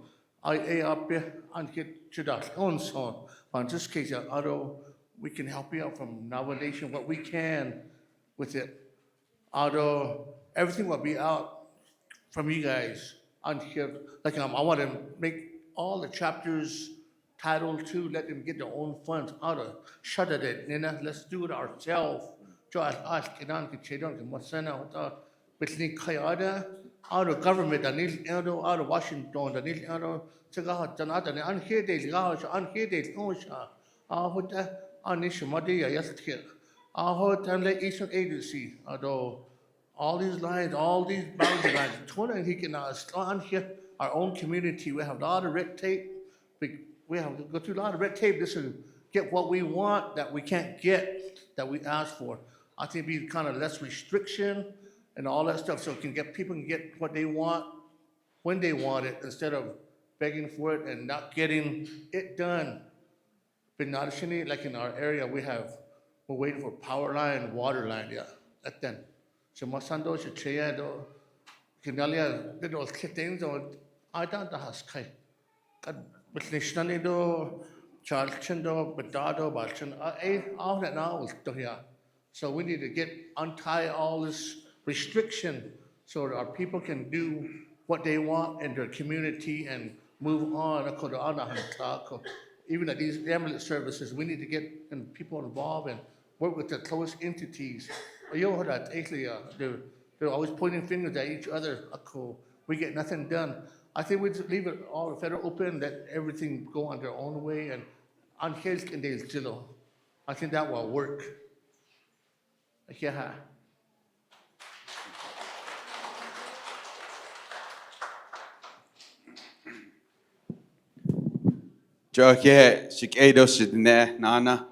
On July 21st, I ask for everyone's humble vote to vote for ballot position number 9, Dr. Jordan Begay. I come before you and provide a response as a third-generation descendant of relocatees. They both were from Sand Springs, Arizona. They got relocated and moved to Tuba City. Although they have relatives that have moved here to Nahata Dzill. Tom White will yent ish nalant okut ao hitch ahas. So if elected as your next Navajo Nation president, I do plan to get to work on day one. Understanding, again, the federal government has its obligation internally. I would go back to my 100 days action plan. On number 7, it talks about federal funding task force. That task force will ensure that we have accountability across all federal sectors, and O'Neill would be one of them. Internally, on the Navajo Nation side, I would work to create a Navajo Nation Presidential Task Force for Relocatees. That task force is going to be represented directly by the people of the relocation areas. You guys know what's best, and that's what that task force is going to do. It's going to be able to come together and advise in office. Let's create our own office on relocation within the Navajo Nation federal government. That way we are able to bypass the general fund and send the monies that are directly supposed to be going to the relocatees to that specific office. That way we're not waiting for Robert Woolley's response and where the budget base amounts are, where the money is going. Number two, I would again establish that dedicated office for federal resources for the relocatees and across the board, Indian Health Service, Bureau of Indian Affairs, Bureau of Indian Education. Number three, I would again work with Congress. This is why it's important. On July 21st, please participate in your Arizona elections also. We have our former president, Jonathan Nez, running for Congress. It would only work so much better if Jonathan Nez is sitting at Congress so we can work with him directly. So vote Jonathan Nez for Congress. Let's get him over there. That way we're able to work directly with Congress. We would have him work on keeping O'Neill open, reopening up O'Neill. To my understanding, it's actually still functioning. It's supposed to close till December. December is when they're gonna archive the files to Sacramento. So that's my understanding. Number four, again, advocating at the congressional level. Number five, I would have my executive staff's assistants. I would designate one for relocatees to come through our areas. And I myself as the president will travel through our areas, our communities here in Nahata Dzill, and look at the needs. Again, we talked about first, second, third, fourth generation relocatees. Number five, I would look at, again, assigning those case managers. Number six, the annual thank you.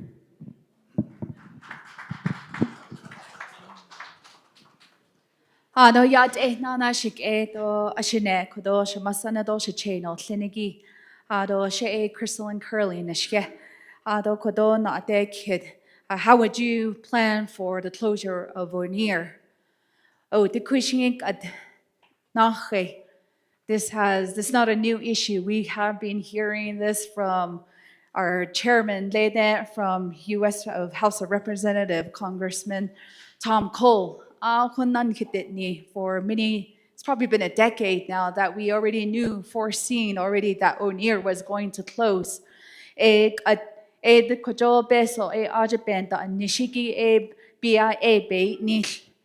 that money, that O'Neill, the remaining amount, there's no more new allocation that Congress is making. Whatever is remaining is given to BIA. Though eventually, I know most likely they're going to try and transition it to the Navajo Nation to run that program. That's where I mentioned we have to make it some type of an obligation where it either has to be 638 funding, because we have to make new avenues. We have to make new opportunities. If it has to be like a new idea to put in, how do we continue to do this program? But if not, if Congress does stop funding it, if O'Neill, the money that is being given to BIA runs out, it's not going to be too long that it does run out. So then that's where we have to have a strong attorney general. We have no choice but to sue the federal government, because the goals of the act of 1974 are not done. Congress is saying it is done, but we're saying it's not. If you look at the stipulations that were put into that act, all of it is not completed. My commitment as well is to pick a director, because the director of the Navajo Hopi Land Commission Office is a contract position. It's a political appointee that doesn't go through a confirmation process. We need to have somebody that is in there that knows how it lives to be a relocatee. And also to be fair of all the allocations that are made in the Rehabilitation Trust Fund and the Net Relocation Trust Fund and the former Bennett Freeze escrow funds. Somebody that doesn't prioritize just because you favor a different location. It needs to be fair across the board with former Bennett Freeze, MPL, HPL, and new lands. And a director that needs in, because I'm in a generation, from Talani Lake, former Bennett Freeze. To this day, Shanalin Linigi, he still had no home, and he was not a part of the lawsuit. So, yeah, got that issue.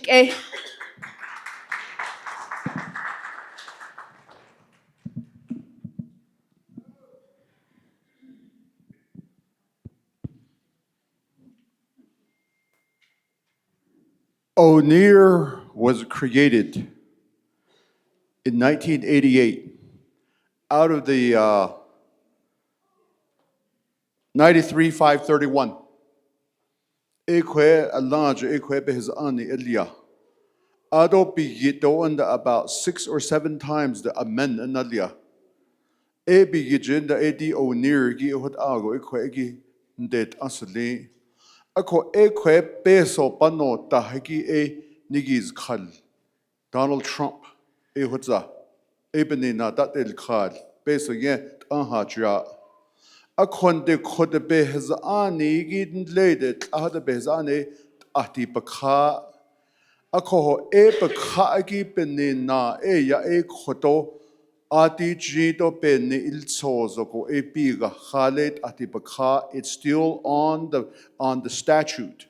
Na kikuna e ya edik at you also have, rather than reinventing the wheel, you have the Navajo Nation versus O'Neill, which is compelling. It's a lawsuit that was filed in 22 compelling the federal government to implement and execute the provisions of 531. Ehot ane ilsos nde jonde et osige akochil ihogogo e ajunel digat it ahik als ajunel akot di kwege eti behedin zi Washington leniti dishnil din need ehotza ako ebene na gogo e digi hodish niltin nide e ati khodobe osndit e kwege e di bidna khan e not all sosakone e kweg a besot ahen jagi. It's called an injunction. It's called an injunction.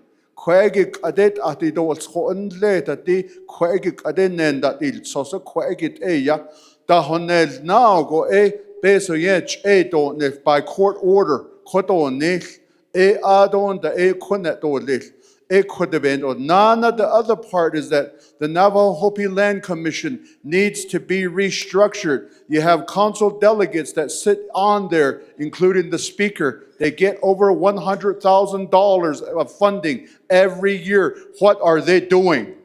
Zero. Aten. Kot up and for all the years that the commission has been in place, they've spent over $100,000 a year of general funds, your money, to do this. Then, Nana Koje Land Commission office now hotlo it's about 200,000. That's a bun. Let's reorganize it and empower that office so that this office can have some powers and authorities. So we're going to have to change the law of the Navajo Nation Code. E kotoni di it up and nahat ahagi khashit di tada and ahot e nahalo the now ya yatash di ya shi da de kohot e rather than just talking about it, let's do something about it today.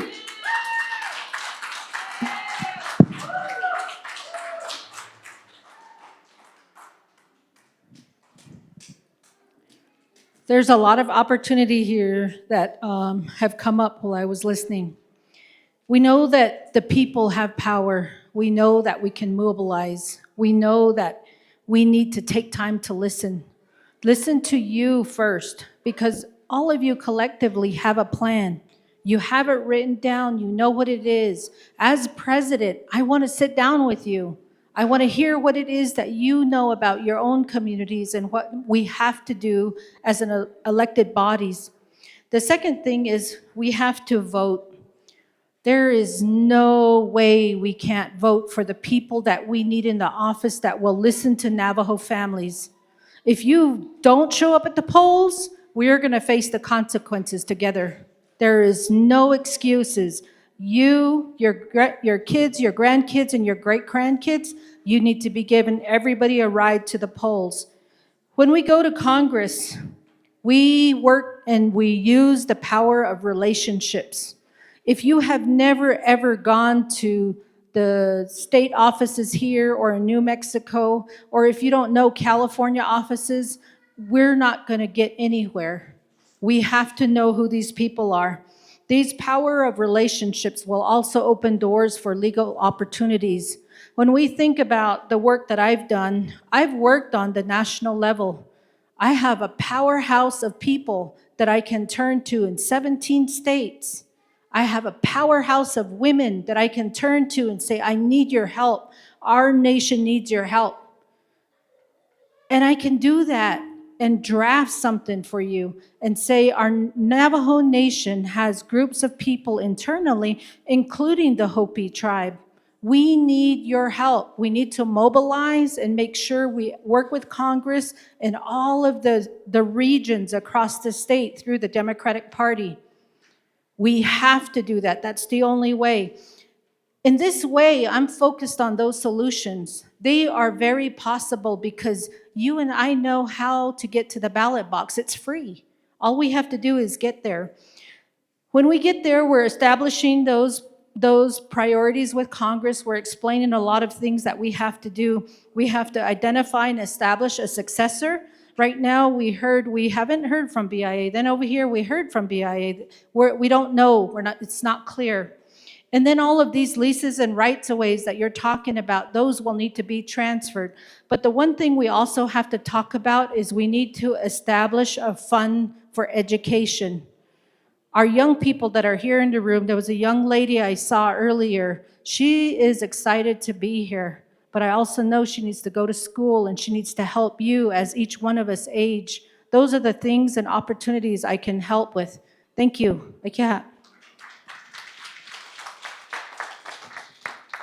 Yat eho ke nana Frank Days Jr. Strand das da.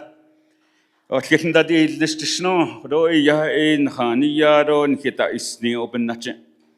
Och shed sno ja besh ba sa anne beten da desh nishigi ba da yo nel aro ha hodoljish.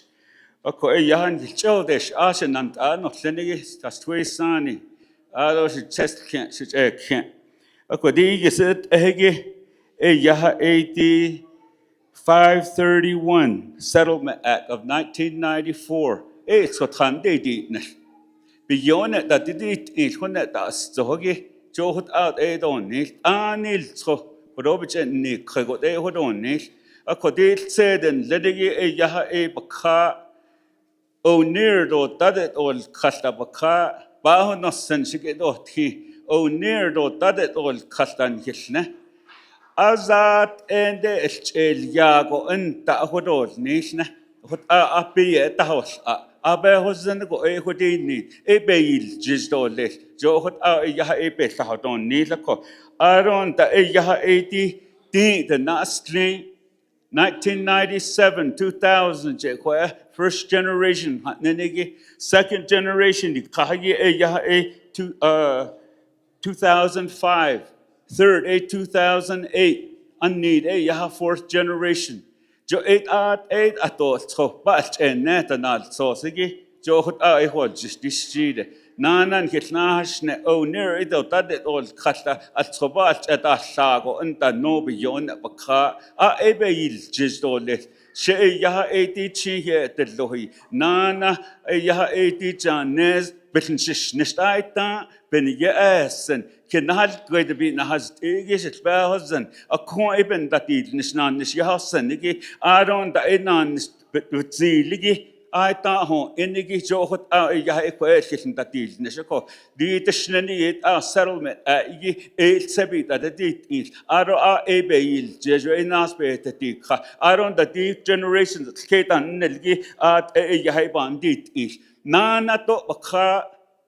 Nana to baka 400,000 acres, 305, 96, 305, 400,000 acres. Nakahadot zon get on ni. Hit anil tsohon get on ni. Akot and 387,000 acres. Echayiz zon ha. Nishishan an hinit nidi kil. Hine loza bekeya ashladin keya hawat zabakai. Achashit an hinit zinigi johot an gedin settlement act. The yada hotchkin the hot sort cannot go benahas anige yada hotchkin a quite 80 kitten kishan who it doesn't zendole jot avan zahakit when hito echo in hatato zokat jot out at the nikado jacket that deal here.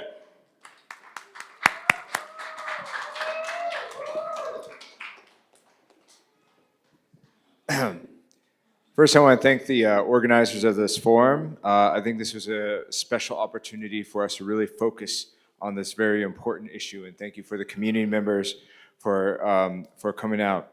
I feel that there's an impression that people have been neglected, on HPL, NPL, and here at Nahata Dzill, and we need to address that feeling of neglect. There was many years from the former Bennett freeze where there was no development allowed, and we need to reinvest in those communities because of that. So I understand people feel frustrated and that we need to start working towards solutions for those people, for these people here, for this particular problem. So what is it that we plan on doing? ONER closing, BIA taking over.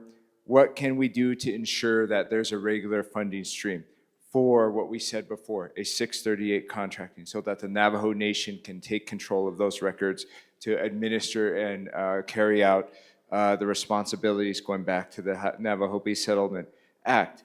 Now, what we have to do is we have to do fact-finding. We have to go out there and get testimony. This is part of it. You heard about litigation, you've heard about lobbying, but we also need to do research and testimony. That's an important part. And where do we have an example of this that actually happened?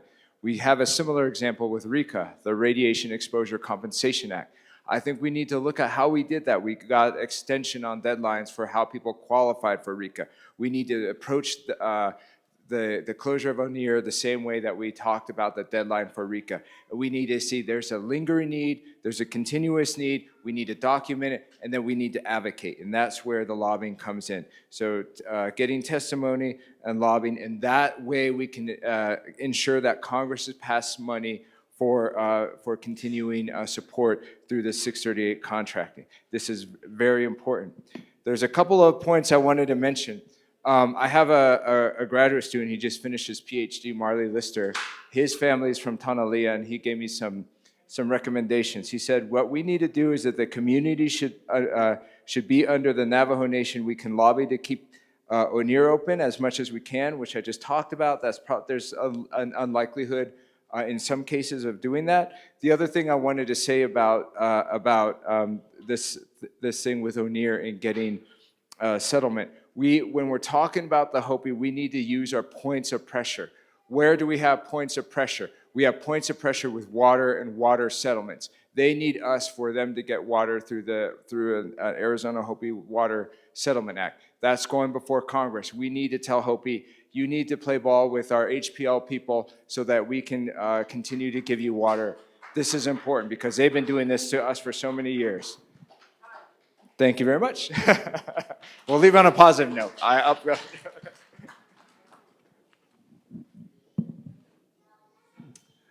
Thank you very much. And again, I just want to thank the opportunity in meeting with you as I learn more and more about the issues that are concerning you. And again, my name is Arvin Trujillo, position number 3. And I'd like you to join me in my efforts. But in answering the question here, to me, it's more a strategic development question. You've got to go in and you got to develop, okay, here's our legal strategy. Here are possible things that can happen and how do we proceed if A, B, or C happens. Here's our legislative strategy, and this is how we can proceed down that path. Now look at the time and look at the money it's going to cost to get a desired result. As you look at these strategies, the big thing comes back. What's the desired result? What is it you guys want? If I were to go across the room here, I would probably get about a dozen different answers as to what you guys see as desired results. We need to come together and figure out what those desired results are, what's the common ground, and how do we proceed from there. Once we know what we want, we can then develop the strategy on how we're going to achieve that. That's what we did with Navajo Gallup Water Supply Project, a large project on the eastern portions of the reservation to bring water to that area. Water rights were a large part of that, but we looked at all the different avenues we had to follow, and we picked our way as we went through, depending on how things transpired. That's what I see here. I can say 1, 2, 3, but I don't know the issues, and more importantly, I don't know what you guys want. Collectively, we've got to determine that. Once we determine that, then we can start putting strategies together. And from there, we can determine what kind of funding is going to be needed. We can see what kind of personnel is going to be needed to achieve those results. And by doing that, everybody is now focused. They're all working on the same thing and going in the same direction. And we're not all going in different ways. And so as we do that, we can accomplish what people have said is impossible. I've been there. I've done that. I can talk about projects where people came to me and said, Mr. Trujillo, there is no way you're going to get that done. We got it done. And it was through a collective effort where people were coming together and we were all working on the same project with the same goal in mind. Strategic planning. Thank you.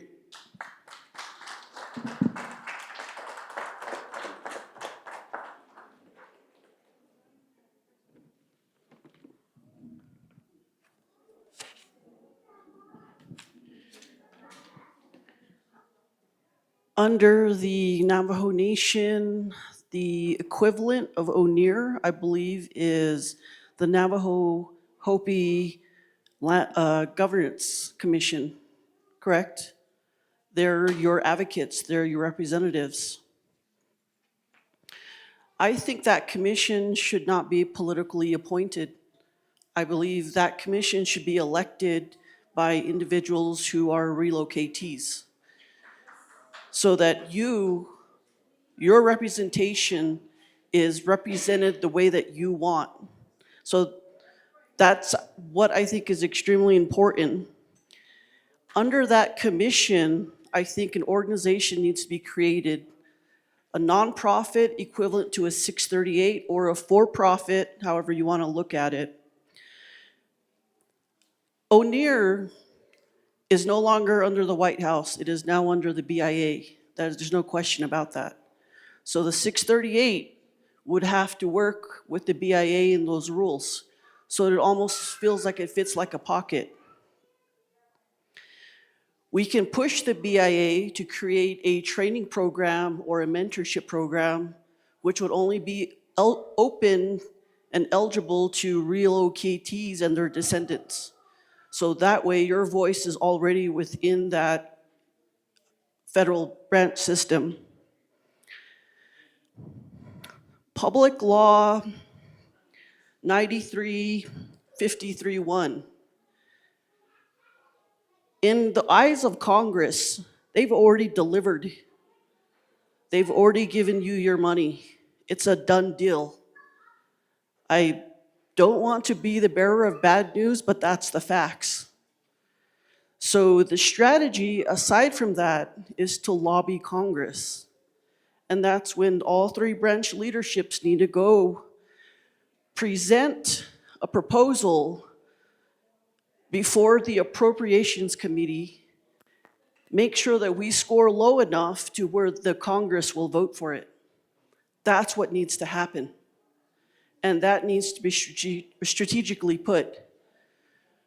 At this moment in time, suing the United States government is not a good strategy. We just had a ruling from the Supreme Court that said the federal government is not responsible to bring you your water. That is the responsibility of your tribal government. That was a blow to what we have, what we've been asking for. We have that water rights. We have that footage, but we can't deliver. So think about that. Thank you.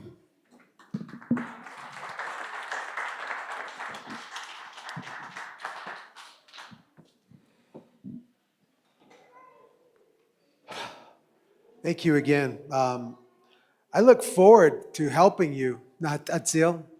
I want to stand strong with you. I want to bring development here, but I hear about the trauma. And so I have a plan. I have a plan to come back. I'm a businessman. I-40 will keep me coming back. And that's the promise, because there'll be so much opportunity here. And so I want to stand strong with you all. If I become your next president, again, you have all you need. I read your mission statement. We just need to apply it. And so I want to do that. I want to reiterate, I don't want to be a dead horse. Bucky's coming, all the jobs, all the revenue, which will fuel further development along, again, 10,000 vehicles along I-40. So jobs, economic development, and after all the revenue is starting to generate, you can build homes. Again, there's a plan for a housing factory in Shiprock, which will build an East Coast developer to be locally here on the Navajo Nation, where you can scale. I kind of scoffed at President Nygren when he says he's built 400 homes, even though he had a 1,000 home initiative. He's built 400 homes, delivered 400 homes in 4 years. It's like, well, we could do 1,200 homes a year, done the right way, scaling up, using new technologies, and using all the traditional stick built. Yeah, it's very expensive during the time of tariffs, but also a 3D home printing where all you have is sand. You got plenty of sand here, water, and Portland cement.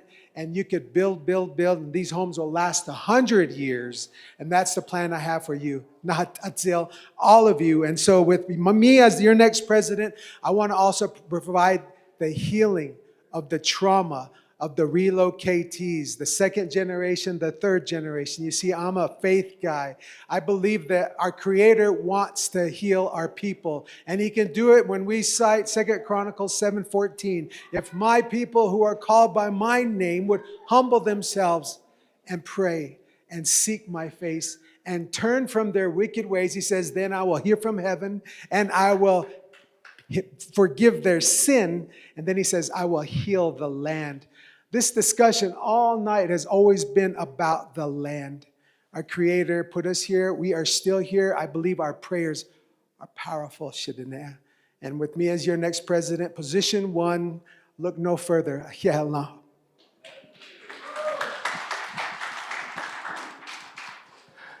The burden shifts to Congress. There's very clear evidence, there's very clear laws, there's a clear pattern of failure after failure after failure and after failure. Zero tolerance. It is time you guys go to Congress with the right leadership, with the right president, and put Congress on the record. Request Congress for a congressional hearing. Put them on the record. Astanda Bilaganovich they seat ya. Astanda Ebada seat. Astanda Edo what Eda the Nihich in that ya. It is time we go to Congress and take this to Washington, D.C. That is where the fight is. That's where it's at, and that's where we should take it. To defend our land and to continue to grow with our people. Because here we have powerful testimony. Every word you say is a powerful testimony, and it is a testament of that failure by the United States government. So that's where the fight is, and that's where it begins. Thank you.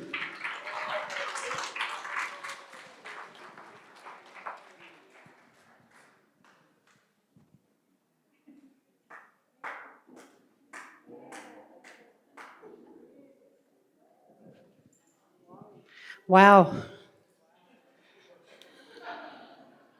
I really, really hope you guys mean what you say. For too long, we have shed our tears before our leaders, not just here, but before ONER officials and even in Congress. I have been there twice, and a lot of times they'll say, you got to work with your local leadership. You got to work with your tribal leadership. And I tell them, well, where? Where are they? We've been doing so many things to get the attention of the current leaders and previous leaders. So I'm really moved by all of your answers. And I am doing this not for me, but for my children, my grandchildren. You guys need to come out here. You need to see some of these families that are in overcrowded housing. One family in particular has a disabled son. She is another elderly who passed away before she ever got help. This is what the federal government has done to us. How much more, like I said, how much more of our relocatees have to die? Not just here, but out in Hard Rock. I just lost a grandma last week, my brother-in-law's mother. Today, my niece, my mother-in-law, I thought they had her funeral today. Unfortunately, I couldn't be there as much as I wanted to, but I know that they understand, and so I am here, and I don't want any more lies. Don't come here and feed us lies. If you can't do it, don't bother us. Leave us alone. Ashwada, I can't say enough. My mom and dad have passed. I forgot to mention that. In the area where I live specifically, the ground is shifting. Our homes are cracking. My home, I've noticed another crack. The relocation office went through 3 reports and they were told to move all of us out of that area. We're still there. Am I going to give that to my daughter, my son, my grandchildren, and the rest of them? I have a niece living in a BIA constructed house. Every time that house moves a bit, the outlets, it's popping out. And guess what's happening? The windows are cracking. There was a hole in her floor when her mother was still alive. She passed away a few years ago. That hole was like this big. Now it's gotten bigger, and she's got little babies in there. This is what we're dealing with, candidates for the Navajo Nation President's office. When are you guys going to help us? When?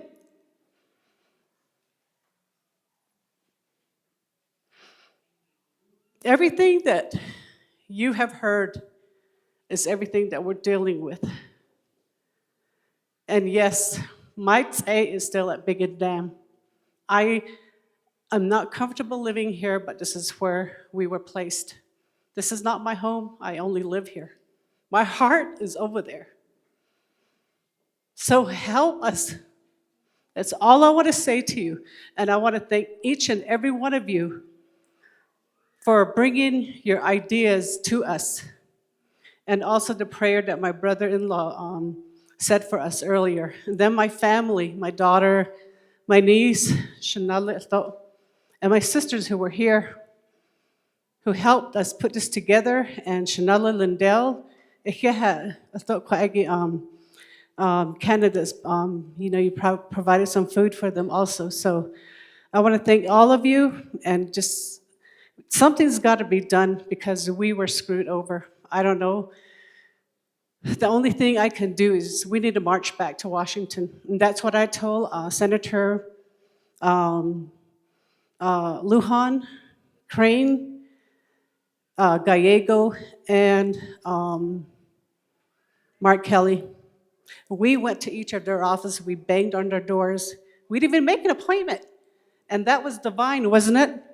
We went up there. We made a few contacts.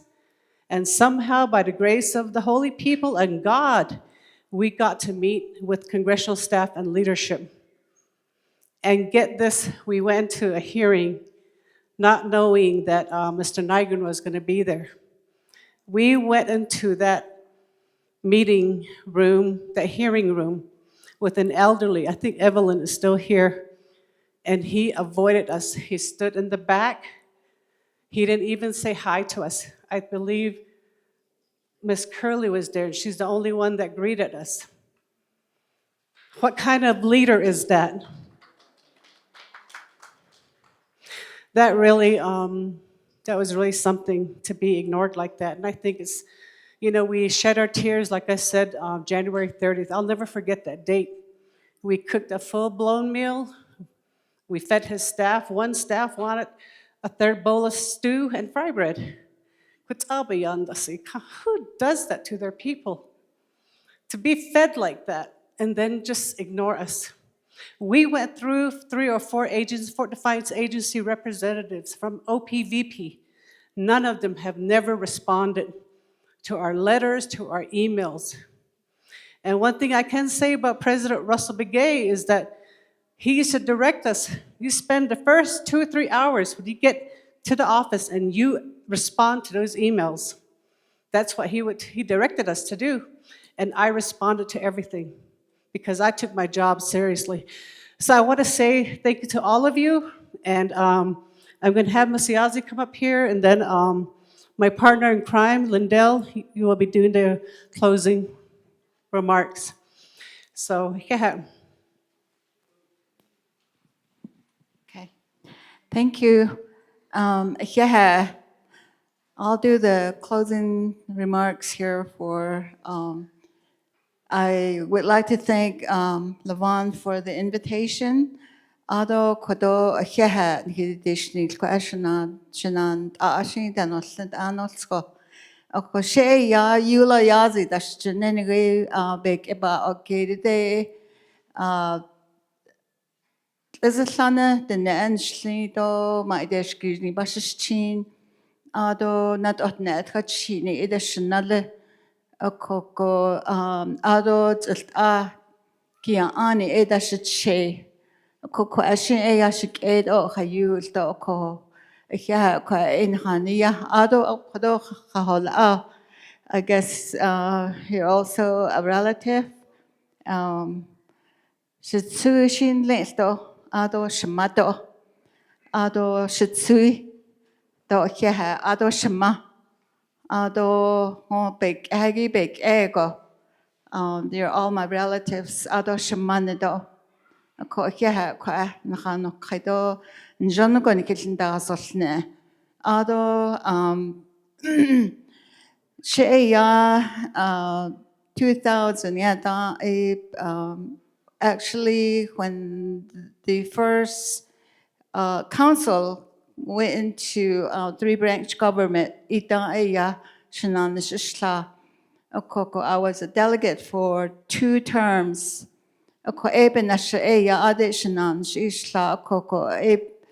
the Navajo Hopi Land Commission sat down there.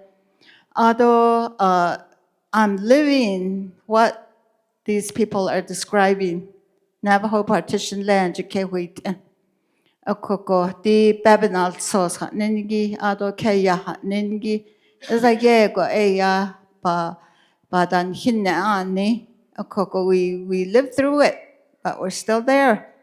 Shijan, he didn't need. He was HPL resident. Don't get it. Can't eat and he's no. So it died Bernal sauce after that they need so.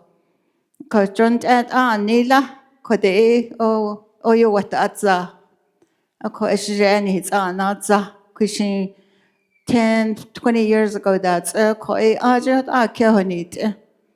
A coco, yeah, go the Bernal sauce and lingi 10 sheep you didn't hit that no. Koto Sayaha Dziil ni Beshbans and a bit and his door. 1, 2 admitted they made a motion, 1 seconded. Somebody that needs to understand you, that will, stick up for you. You in the for relocation, relocatees, MPL. So I'm going to have to ask all your candidates to do an audit. And what's going on with those lands? Then, Kenneth Jensen, he didn't receive his benefits, but they're telling him to get rid of his cattle. Kodo ja moratorium hat ninde. Akot ya. What budget not Opa Joe Baya, so he's like 80, almost 90 years old. Akot the kewit in so even na kode koshes no ade niyado so I'm gonna make this point and I hope that you all keep your word. Oko that no peno that no tago the ye when kinashni to and then come and visit us. Titen no not ani do sa ni chena da sto ado hatang she asan khani yande. This morning I went to Low Mountain, which is one of the District 7 district chapters. I don't know if any of you go to Kim's Canyon.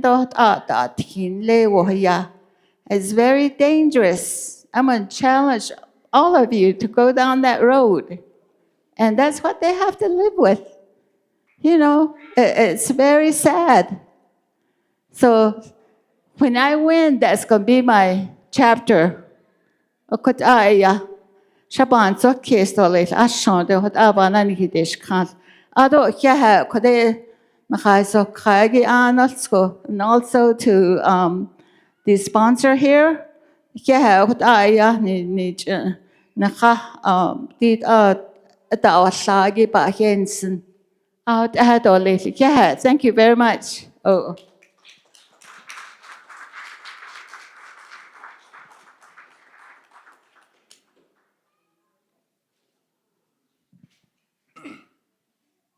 Joyat eto Kodo candidates, welcome to my home. I saw you guys in Phoenix a few weeks ago.